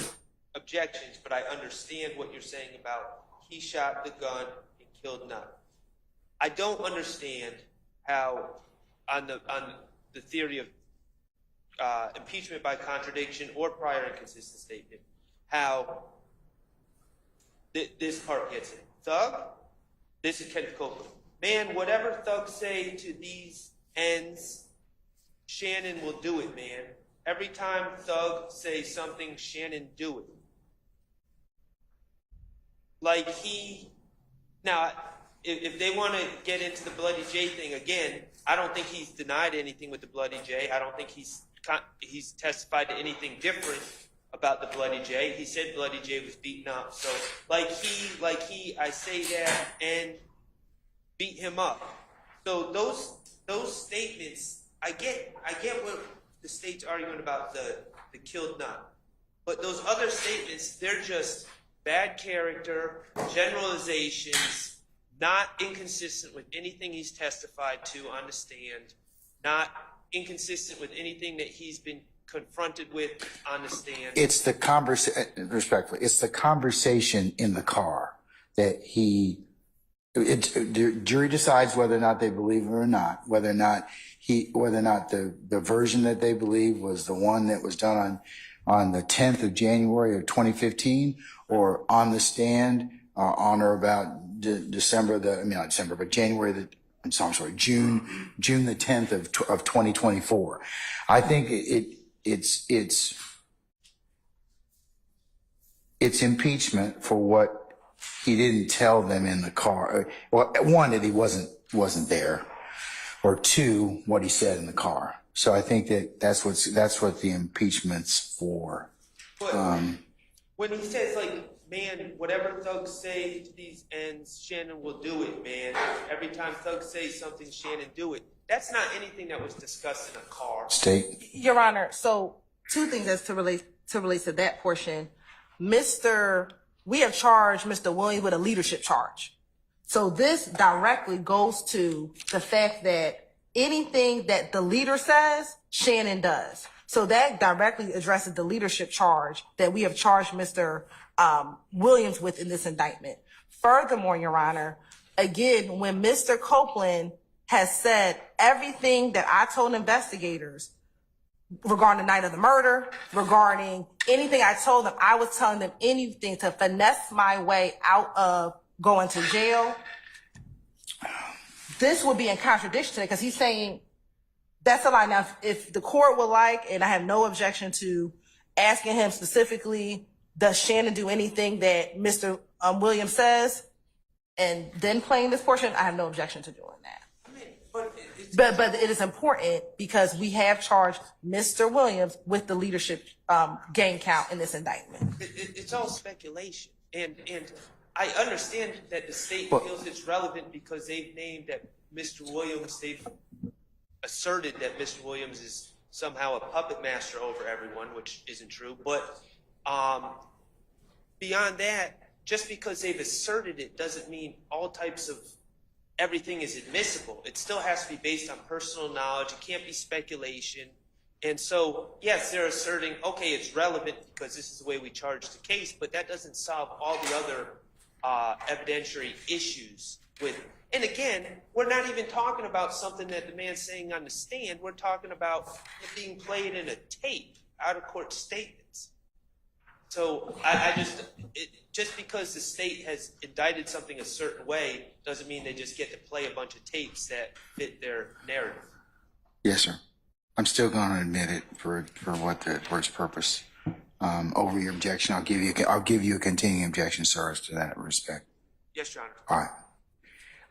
We have one more, madam. Yes, Your Honor.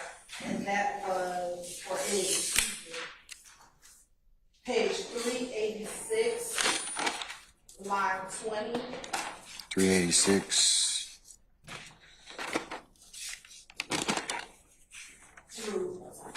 Hold on one second. Let me see if I can find it.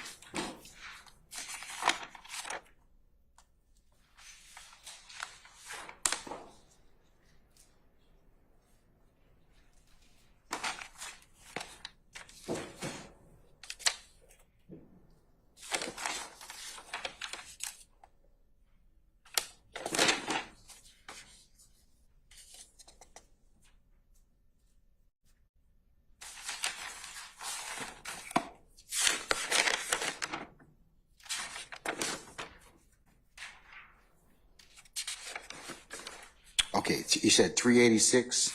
Yes, Your Honor. Line, I'm sorry, line, 2. From page 387, line 12. Okay. And Your Honor, I believe this is, Mr. Copeland was discussing the conversation that he had with Nutt prior to Kel. The discussion that Mr. Copeland had with Mr. Donovan Thomas Jr. regarding Mr. Copeland's differences with Shell Kel or Kelvin Watts, and the court wanted to know specifically if I had asked Mr. Copeland any questions about whether or not he had ever spoken to Nutt, and we were able to find in the transcript that I did ask him a specific question, and I can read that portion to the court. All right, go ahead. What did you ask him? So it starts with, do you recall telling Detective Thorpe that Nutt was somebody you could talk to? I don't know nothing about all that. Okay. Do you remember? I don't know. Yes, I said it to him. I don't know. Do you remember telling Detective Thorpe about the last conversation that you had with Nutt? I had a conversation with Nutt. Do you remember telling Detective Thorpe about a conversation that you had with Nutt? I don't remember what I told Detective Thorpe. Do you remember telling Detective Thorpe that when you saw Nutt, he just told you to chill out and then there was an objection by Mr. Steele. He said, hearsay. Court sustained the objection. I responded, it's going to be effect on the listener. It's going to be what his response was. Judge then overruled the objection. And then I asked him, that you told Nutt, I'm just trying to get money. Was I supposed to say that to the police? Yes, I told the police. Excuse me. I said, you told the police. He said, yes, I said it. He said, that was your last conversation with Nutt? I guess, yes, I don't know. When you say you don't know, what do you mean? I don't remember what I told any police. I don't remember what I have told them. And Your Honor, this portion right here, when he says, I don't remember what I told them, it really opens the door to all of his statements coming in without me going in line by line. However, the state has gone back, but the case that I cited to the court yesterday, which I think was the Scudder's case. Scudder case. In which once Scaniers versus the state. Scaniers 318 Georgia 855 decided April of 2024. Yes, Your Honor. And once he says, I don't remember anything I told the police, I do not have to go line by line to asking specific questions. Not saying you have to do that. Not saying you have to do that. But I don't think it gives you carte blanche, as I mentioned yesterday. So does your questioning again indicate questioning in regards to Kel or Mr. Stillwell? This line of questioning discusses speaking to. On the stand, and let me be clear. From what Mr. Copeland was on the stand earlier, what did you ask him that on the stand when he was here several days ago that opens the door or allows you to play this particular part of the tape? And this, it's not contained in this, what I have as a transcript, but I believe when I continued my questioning, I asked him specifically about talking to Kel. Now, I will take responsibility. I did not ask Ms. Weaver to give me the rest of this portion of the transcript, just solely the fact that Why don't I defer on it again until you, and so that'll be an outstanding one. You just need, we will hold that. Can I just clarify? We'll hold that until the transcript is at least a little bit more readily available. Can I clarify our stance, though, just so? I'm sorry? Can I clarify our stance to kind of crystallize the issue? In terms of what, sir? Well, the state is asserting that they've established a foundation to get into either impeachment by contradiction or prior inconsistent statements. Well, not yet, Mr. Sharp. I'm going to defer on that until I hear whether or not they have in fact asked enough for me to even entertain this particular set part of the transcript. That's what they're asserting. But just because they ask about something. No. I agree with you. Okay. At this point. Well, I need to hear the statement first that was asked on the stand to make that determination. So that's why I'm saying let's defer it until that time. Because I need to first hear what was asked, hear what his response allegedly was, and then determine whether or not it falls within an acceptable, if it does, exception for me to authorize them to play it. Yes, sir. Okay? All right. So just remind me, I'm going to hold that. Okay? All right.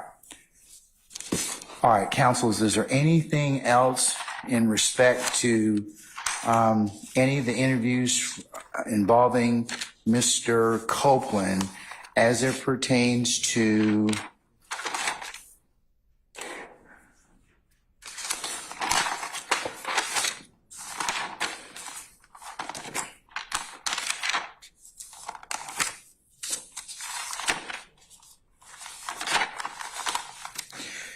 interviews on January the 28th, 2015, February the 21st of 2015, or June the 10th of 2015, other than the one I've held? No, Your Honor. And the state's intention is to take the transcripts that we have, highlight the redacted portions, send that over to defense counsel so they can confirm. I'm just going to say that you will be doing that for the Thursday the 27th and Friday the 28th. Okay, because I do want to make sure you all have a chance to look at that. Please don't come here and we get Mr. Copeland back on the stand and then you all want to still argue about redactions that. So I want to know if there are any problems before we put him back on the stand or we resolve those. So yes, showing those. So defense counsel, is that acceptable to you? Can I give it to them by Sunday? Only because, Your Honor, as the court may be aware, we have a full day of court with the other individuals on Friday. And so I'm going to work. This Friday? Yeah. No, we're not. No, not with the other. Okay. Yeah, that doesn't pertain to me. All right. So right now. But it pertains to the members of the state. One of my other colleagues. Okay, all right. Yeah, so we okay. can have it till this weekend. We do intend to get it to them by no later than Sunday. At what time? Sunday by 5. My suggestion is that, and you all can do this the way you want to, but you all need to probably look at this. You know, you probably need to play it. Yes. Or at least the portions I've ruled upon. You all need to get together physically or have a representative get together and go ahead and make sure that the edits are correct. Because what I don't want to do is play things that are outside the bounds of what we talked about, and then there to be objections and problems. So can I get somebody's commitment to do that? And if so, when are you going to do that? We can do that tomorrow, like just to sit through and run through the times. We can do that, and then the redaction, like with the actual transcript, I can get to get that. All right. So, defense counsels, are you okay with that suggestion?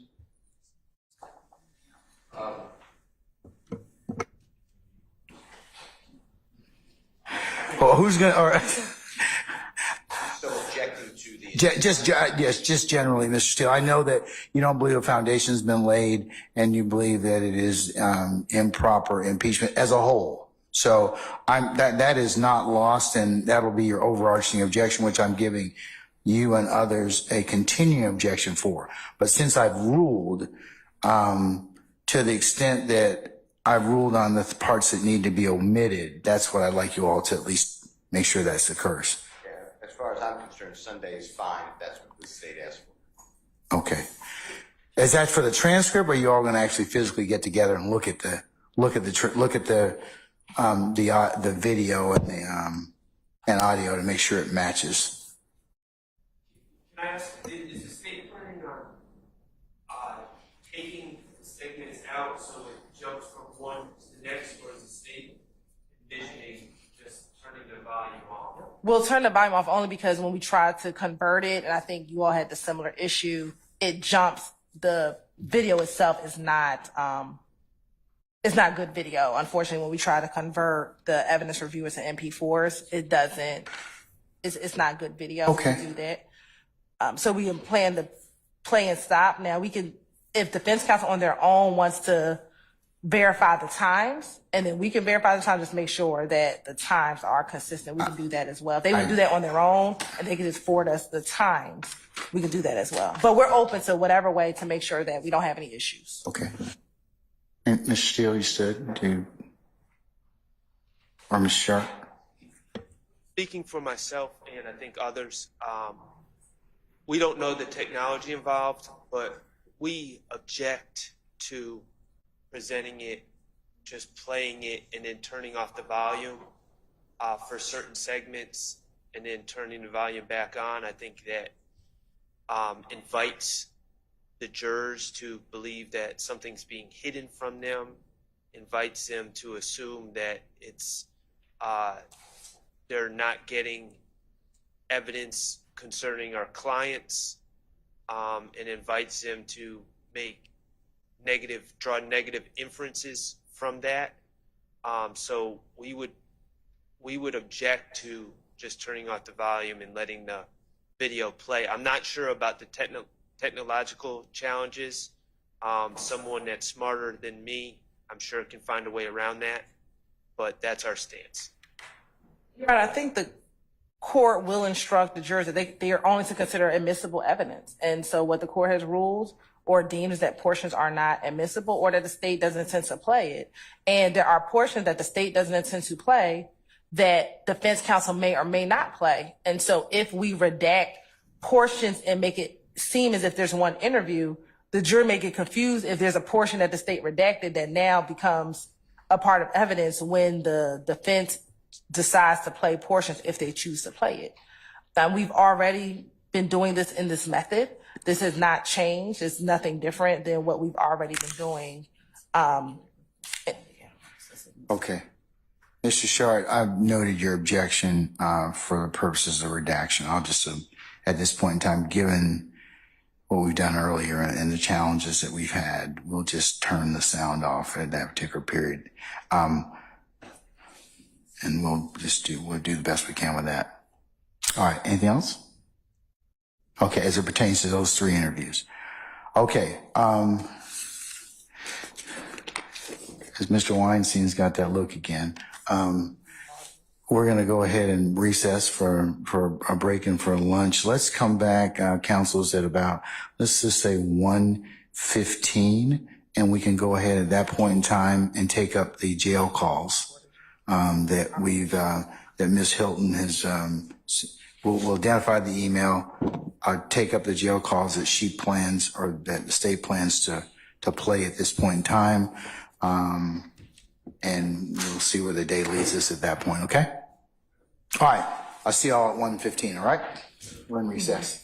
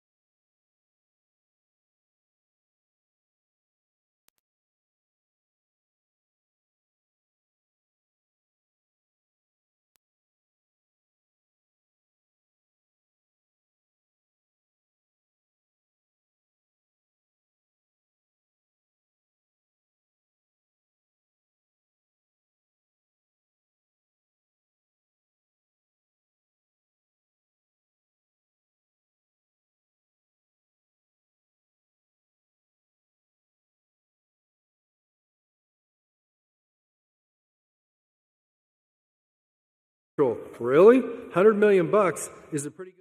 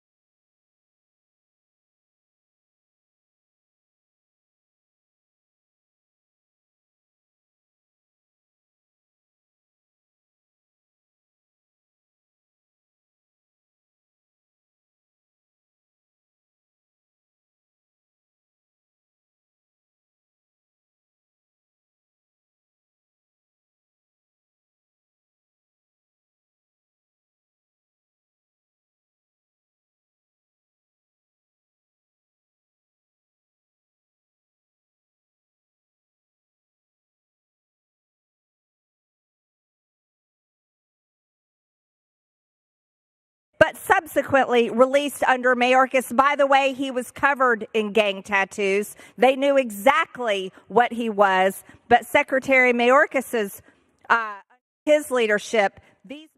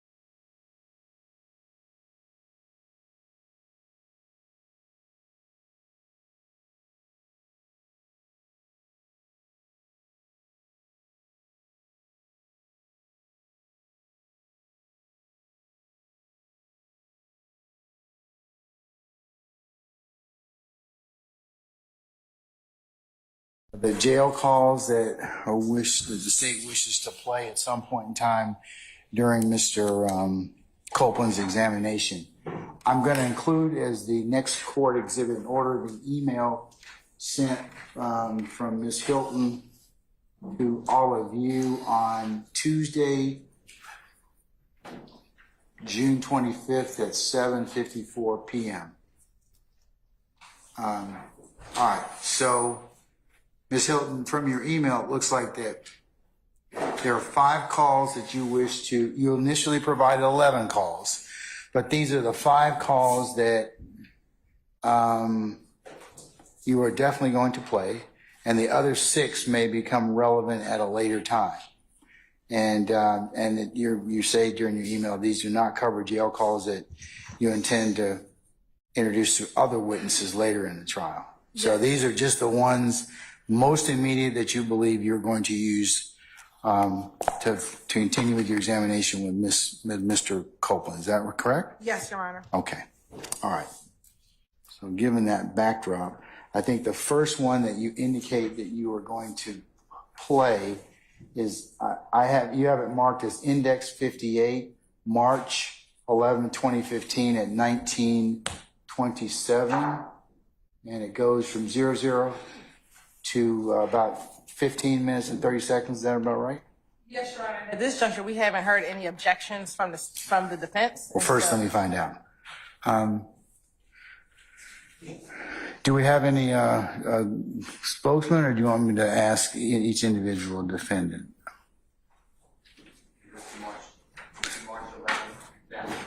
Yes, sir. I have objection. Okay. This is approximately 14 to 20. Of Index 1, I'm using Ms. Hilton's email for purposes of this discussion. And Your Honor, it will be State's Exhibit 401. I was going to ask you that Yankee. next. Okay, it'll be State's 401 Yankee. Yes, Your Honor.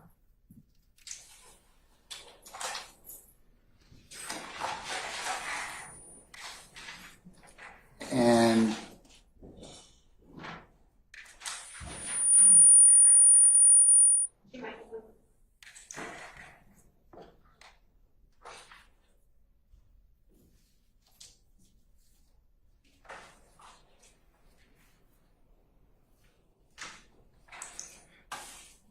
Mr. Steele, what's the part that you have an objection to?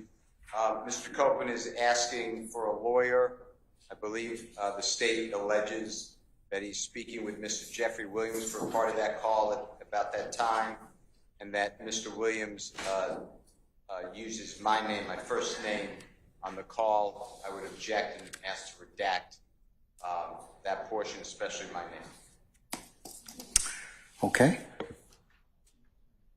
Your Honor, in listening to that call, I don't believe he said Brian.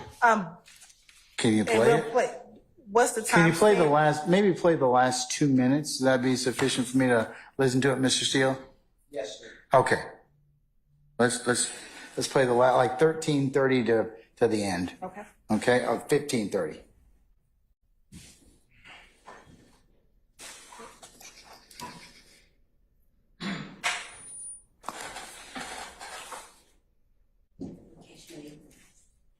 Oh, thank you. Thank you. Oh, sorry. That's not the right one.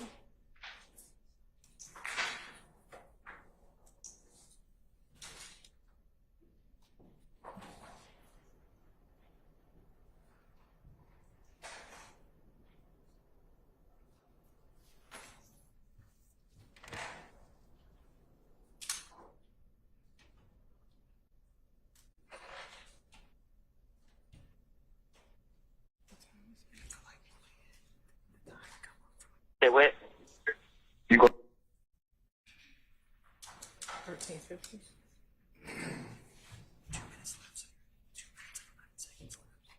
Okay. Look in your eyes. Yeah, they say. You're right, we're gonna start at 13:30 or 13:33 now. The police, let them jump on me. I see Nick crazy, man. Man, whoever has so many problems, and whoever in the jail, all that jumping, that what should I said, man? What should I said, man? This shit here a drag, bro. Man, what the hell you talking about? You already know I know what's happening. Some of y'all locked up, I was already like, what the hell, what they talking about? Man, I'm talking about nobody. This what I'm trying to tell you. Man, I don't stop right in front of these folks and look at these folks call that shit on the phone. Yeah. I made Bentley call her. Like, call her, see what the fuck going on. Because of the probation, that's just a little bullshit. But the probation will try to hold you. Just about their money or whatever, so I already know that. All I just said, I would just gave him a lawyer, look, 3-4 bank, $2,500. You know, he'll bring you. You have 1 minute left. He'll get you in the courtroom for $2,500. You know, that ain't shit. They don't even want that much. One lawyer had told I know. Yeah. So listen, I'm about to have this son text you my information and stuff. You said you try to have it in the morning.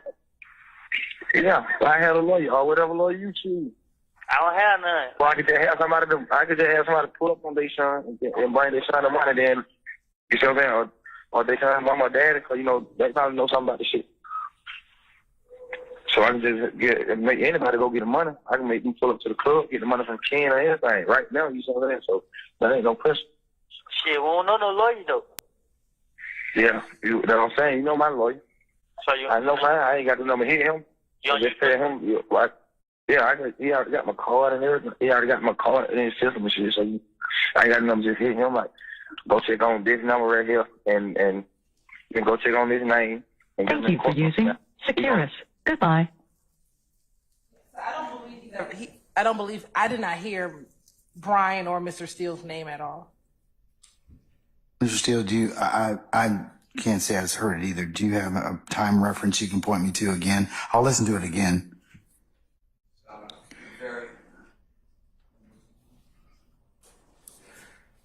15:12 is what I'm being told. Okay, let's play about right at 15 minutes, please. Hello.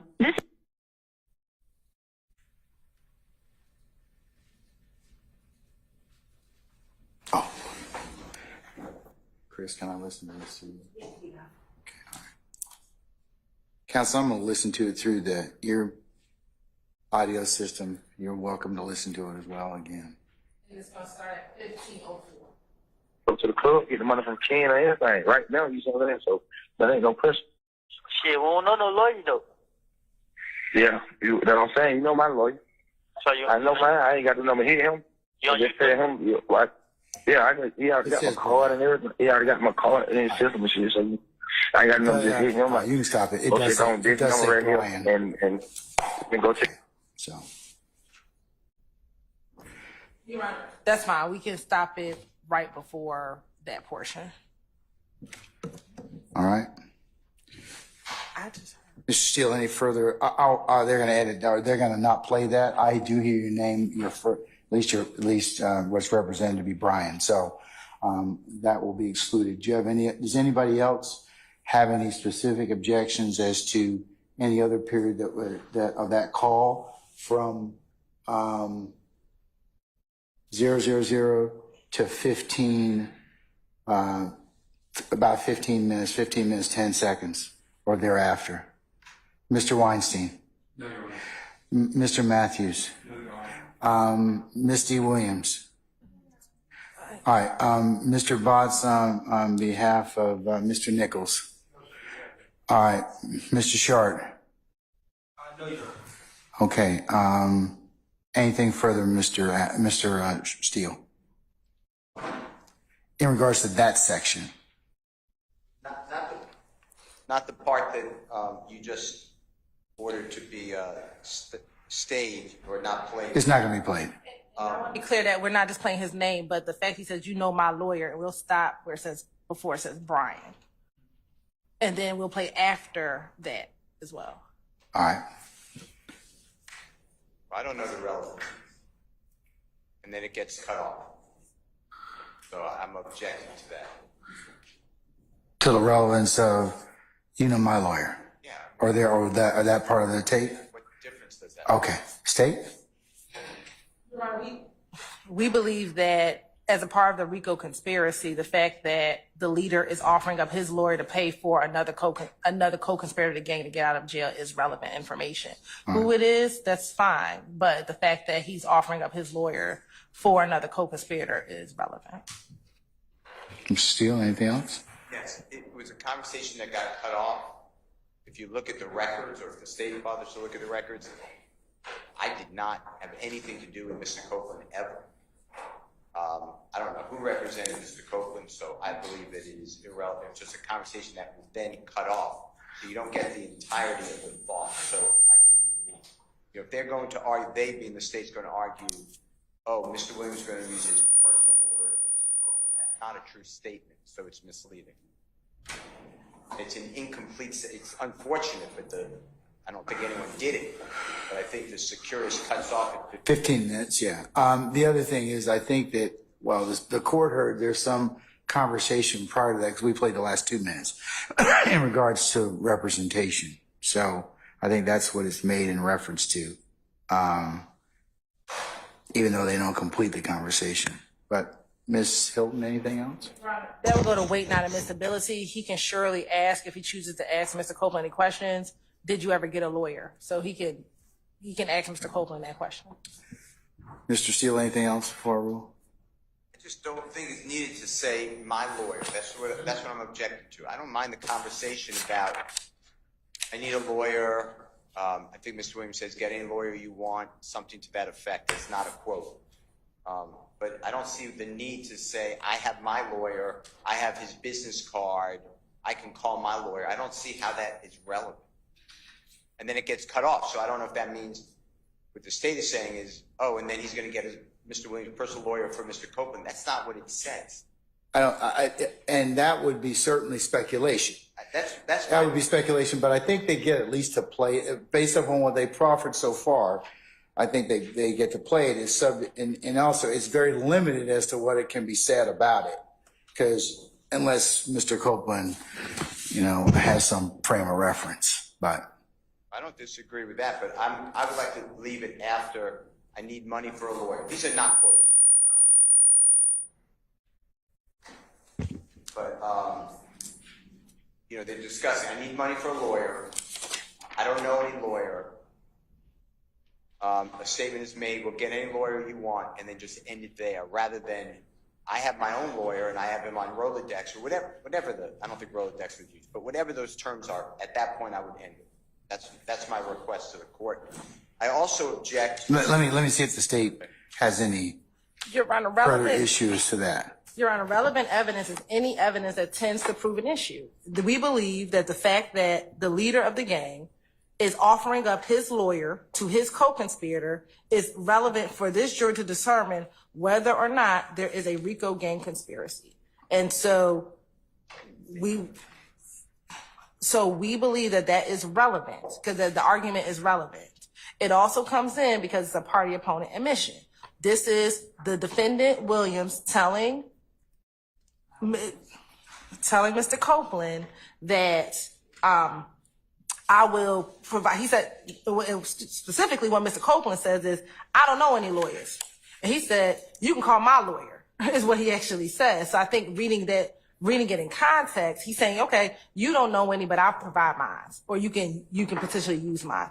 Whether or not he used him or not, that is a question that can be asked of Mr. Copeland. But the fact that he was willing to offer up the lawyer is what is important, not the result of it. All right. Sir. I think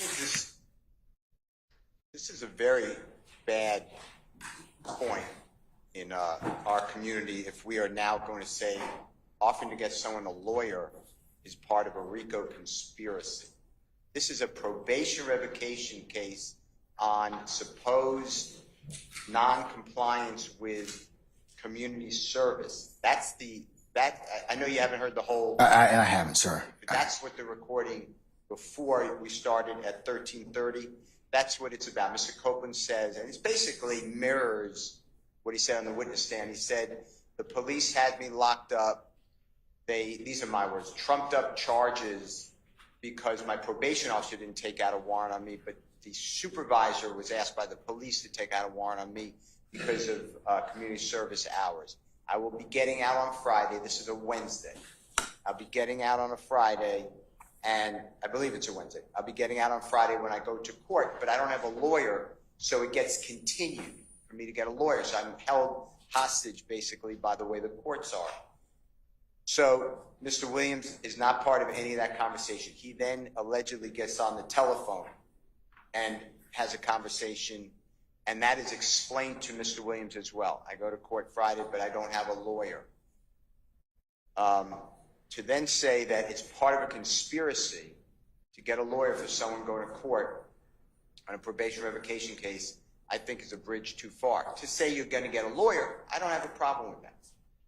But to say I offered up my lawyer because that is symbolic of a crime, seems to me that if that type of evidence comes in courts, we are all in trouble, because that's what we want people to do. We want people to get lawyers. So I'm objecting to the state's playing that portion. I'm not objecting to the portion that Mr. Williams allegedly is on the phone and is offering to potentially help with a lawyer.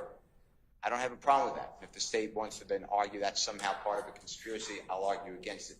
But to then go further and say, aha, and this is the crime organization and the lawyers are part of the criminal activity, I think that is under 403. It should never be said in any courtroom unless there's proof of it. That lawyers protect criminal parties. Your Honor, the state never said, I don't even know where Mr. Steele got that last assertion from. The state said what is relevant is that he was willing to offer up his attorney to represent him. That is where it ends. And everything else Mr. Steele said is great for closing argument. But the relevance of it, it comes in, and then he can argue all of that, what he just said in closing. It's relevant. It's more probative than prejudicial under 403, and I'm going to go ahead and I'll allow it. I'll give you a continuing objection, Mr. Steele, in that respect. Okay? All right, so what was the next thing you wanted to argue about, sir, or have me invite my attention to? As to the first call. Is it the first call or another call? This is this call, but it's going to be for all of the calls. Okay. All right. There's portions of it that are just conversation about what other people said. I'm just using an example. Val, V-A-L, said that have 1 second. In this call, Mr. Steele, or a different call?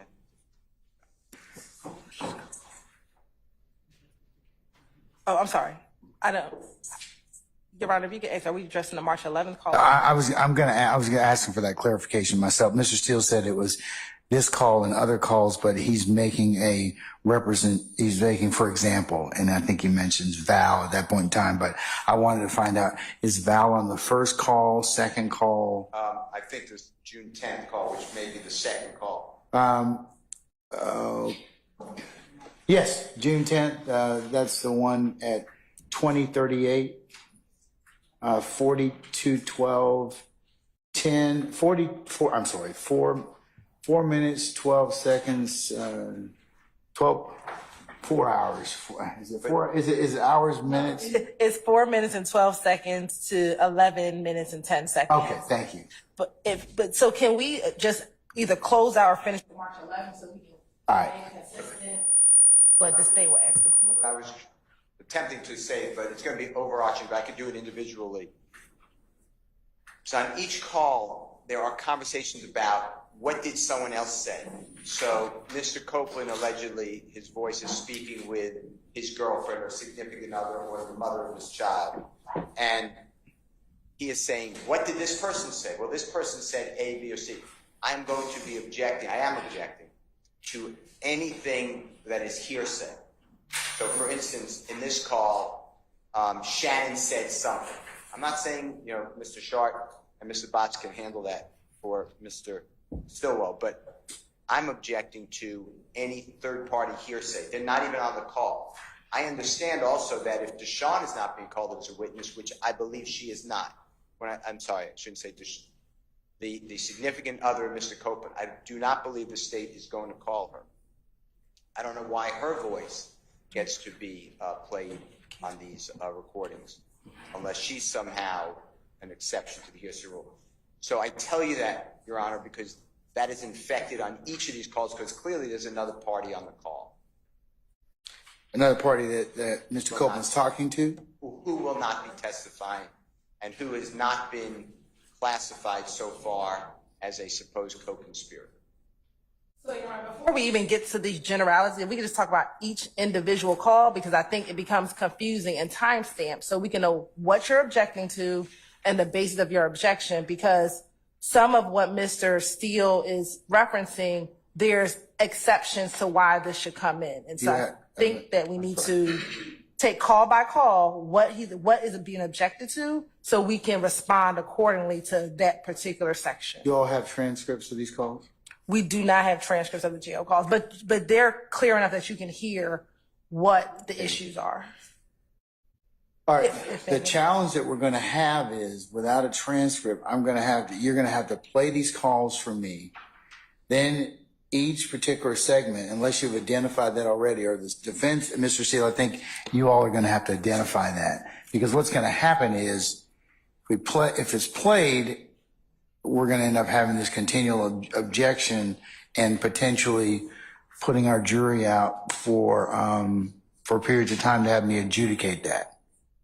So is it possible for you all to listen to the tapes, to the jail calls, and then flag those portions like you did for his interviews, to have me rule upon those?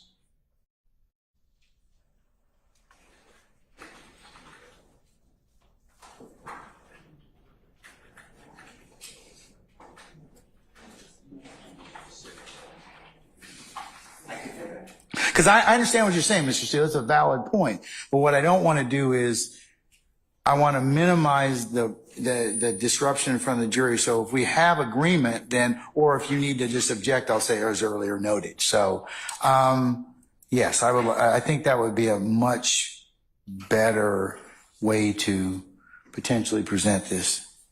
I could have that. I didn't write down the timestamps, but I could do that. So flag using the timestamp. Yes. And then you could tell me, for example, to go to, 12 minutes and 15 seconds, it's hearsay, it's not within any exception, or it's speculation, or, whatever. And I'll let the state respond, and I can rule, kind of similar to what I did with the audio videotape interviews. If that's the case, I think that would probably be a better use of our time. And again, Your Honor, the portions that we sent an email yesterday are the portions we intend to play. So there's only 2 calls that we intend to play the entirety of it, but the other calls we've broken down specifically the areas that we think are relevant. And so, okay, the first call is like 15 minutes. So only the first and the 5th call are the full 15 minutes. The calls are 15 minutes. So only the first and the 5th, we intend to play the full calls. However, calls 2. Is that the June 10th call at 2038? Yes, Sharon. So in the June 10th call, the only portions we intended to play is 4:12 through 11:10, and then picking back up again at 11:45 through 15:26. All right. And then for June 13th, the only portions we intend to play is 00 through 6:05. That's still a fair amount of time, though. It is. So they definitely are, but I just want to make sure that they're not listening to the whole tape and saying, I want to just keep the guides of what we intend to play, so defense knows the parameters that we intend to play when they're reviewing it to determine their to determine what they're objecting to. Okay.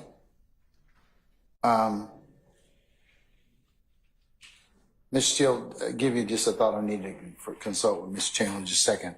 How long do you think that would take? And I'll just ask you when we come back on the record, okay? All right. I'm just going to recess in place.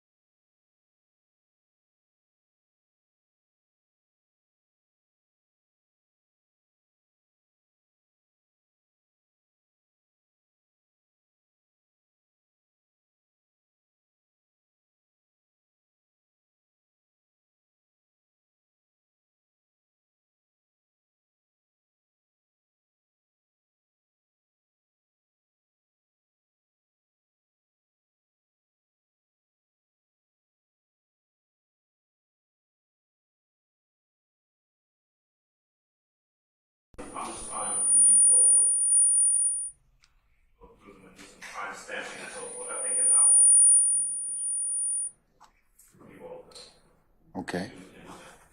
All right.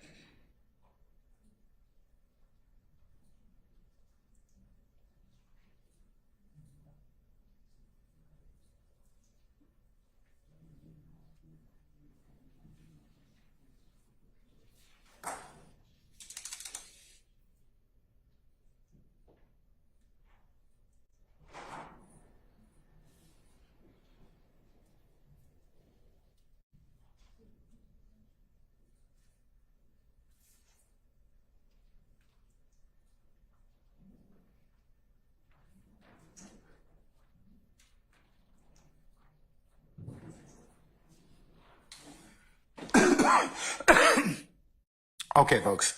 I'll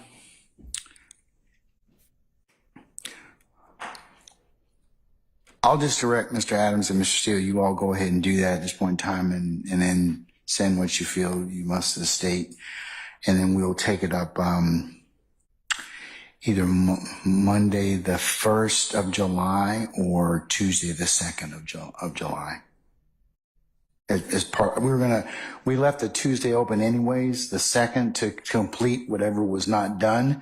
So I think that we could probably handle that fairly comfortably on that morning of the 2nd, Tuesday the 2nd. That's fine.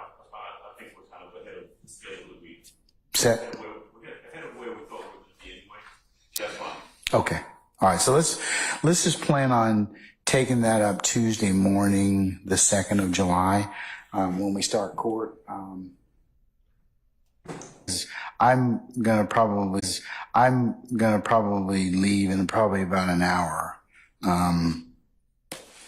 But tell me where you all are. Would it be an impingement on on anybody if we got it in writing by tomorrow morning? Would that be okay? If it's not, That's perfectly fine. That's fine, Mr. Steele. Let's say by noon tomorrow. Would that be sufficient? no problem. Yes. Okay. All right. Okay. So we'll take those up on Tuesday, July the 2nd, 10 a.m.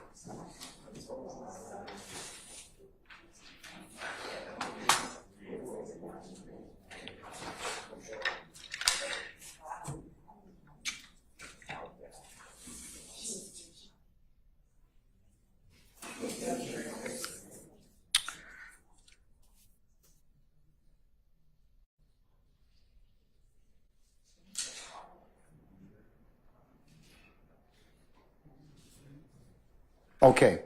Anything else we need to take up at this point in time? Nothing from the station. Anything from the defendants? No, sir. Okay. Monday, the 1st of July. As I mentioned earlier, we'll bring your clients over. They'll be here. I'd ask counsel to meet 8F jury room for Monday at 9 o'clock. All right? For the in-camera review. And on that, Your Honor, again, and I know I said it, so I'm assuming that it's preserved, but Mr. Williams would like to be present. Yeah, you told me that already. Do you have any additional case law other than the United States 6th and Georgia's 6th Amendments? Georgia's Article 1, Section 1, Paragraph 12. I believe Mr. Williams, I need him there to review. I assume we're getting a transcript. I don't know if that's what... I'll cover that on Monday. Mr. Williams will be brought over, but the part that you all are here just for in camera, that's attorneys, because of the privilege potential that is that may be discussed, or no, I said not discussed, identified, and you all as lawyers are of course subject to the rules of professional responsibility. Third parties or your clients and other people are not. Okay, well, I pose that objection. And sir, if I have anything else, I will certainly reconsider that. But at this point in time, for that particular purpose, until we get through the in-camera review, when the transcript is reviewed, the court's intention is to review everything for Brady and/or impeachment. And then I will flag all those, and then anything else that you all wished for me to consider, you can mark, and then we can have a discussion about that.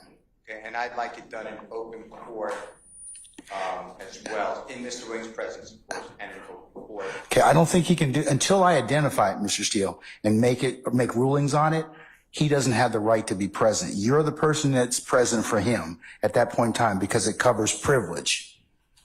It's just like if you had defects records, okay? You and Mr. Williams could not come to my chambers and review those records. You could, but he can't. Now, once I've ruled upon those, of course, I will copy whatever periods of the transcript, portions of the transcript that I believe are appropriate, and I will make other rulings in regards to sealing that particular portions which are not for any other review, and then you can take that to Mr. Williams, and all of you can talk about that. I understand. I just I know you've made an objection as to that, as to your client's presence, but for the privilege or for the in-camera review, he doesn't have the right to be there. I respectfully disagree, but I understand that we are in disagreement, but I'd also like to then wage what I said was an open courtroom. I believe that it should be done in open court as well, and that's under Article 1 and okay. the first in the. I understand that. I agree with you about the open court. I understand about the open courtroom. I agree with you about the respective constitutional provisions. I disagree with you about the in-camera. That doesn't apply to an open courtroom.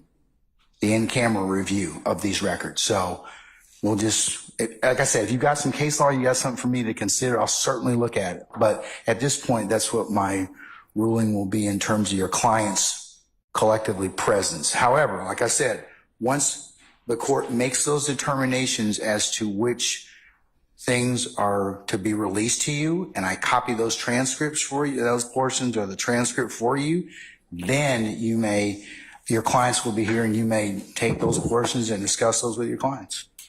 Okay. And then we will have the rest of whatever we have in open court. Okay.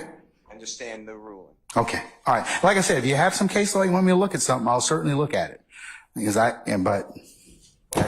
believe that under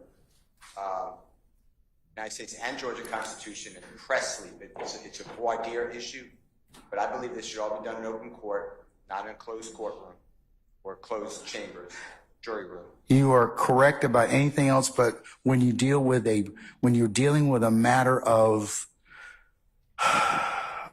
privilege and or depending upon the type of records you're reviewing, not everybody gets to see those. And that's where we disagree. That's not an open proceeding. That's a closed proceeding to decide whether or not what's going to be released. Again, I'm going to release to you what the court believes falls within the acceptable range categories of release. It may be the entire transcript. It might be portions of that transcript, but I'm going to listen to your argument about that. That you don't get an open courtroom for, because I have to make a determination of whether or not first you get it and then whether or not what basis you get it for. Then once I release that, I make a ruling which can certainly be reviewed at some point in time. Then I'm going to seal the rest of the record. I'm going to seal that particular ex parte because it will have some issues of attorney-client privilege. So that's why, or else I give you the entire transcript. It would be fine for me, but I think that that's the issue. If an attorney-client privilege conversation was captured by the court reporter on a transcript with the court present, it can't be attorney-client privilege. Well, that's for another body to resolve, not me. And you'll have to first decide whether or not those conversations were had. So once you take a look at the transcript, then we can have the conversation again, because that will affect whether I seal it or not. That's fine. I'm just continuing. I've voiced it, so I think it's preserved. But I think you've said it now 3 times. I think you've gotten your point across. But again, I'm going to tell you again, if you've got a case which says your clients can be present, I'll be more than happy to listen to you. I really will. Well, my case is every case, but Penny, P-E-N-N-I-E versus State, Sammons, S-A-M-M-O-N-S versus State, Ward, Wade, W-A-D-E versus State, 1852. But the bottom line is, and they all say the same thing, at any critical stage of the proceedings, the criminally accused has a right to be present. I'm raising under federal as well as state constitution. I'm also raising an open courtroom, not a closed courtroom, under the right to public trial. I understand that, sir, and I'll take a look at the cases you've cited, and that is part of what the court has to rule upon, whether or not it was in fact, or whether or not somebody else will rule upon, not me, I should say, whether or not it's a critical stage. But let me get through the review of the in-camera review first, and then we can have some other conversations. Okay? No, I understand how it works. I just object. You're overruling it. I'm just okay. All right. Thank you. State, you'll be able to as well join for those of you that were in there as well. I believe Ms. Hilton and Ms. Love for that same review. Okay. Thank you. All right. Okay. All right, folks. I'll see you on Monday. All right. Enjoy the rest of your time.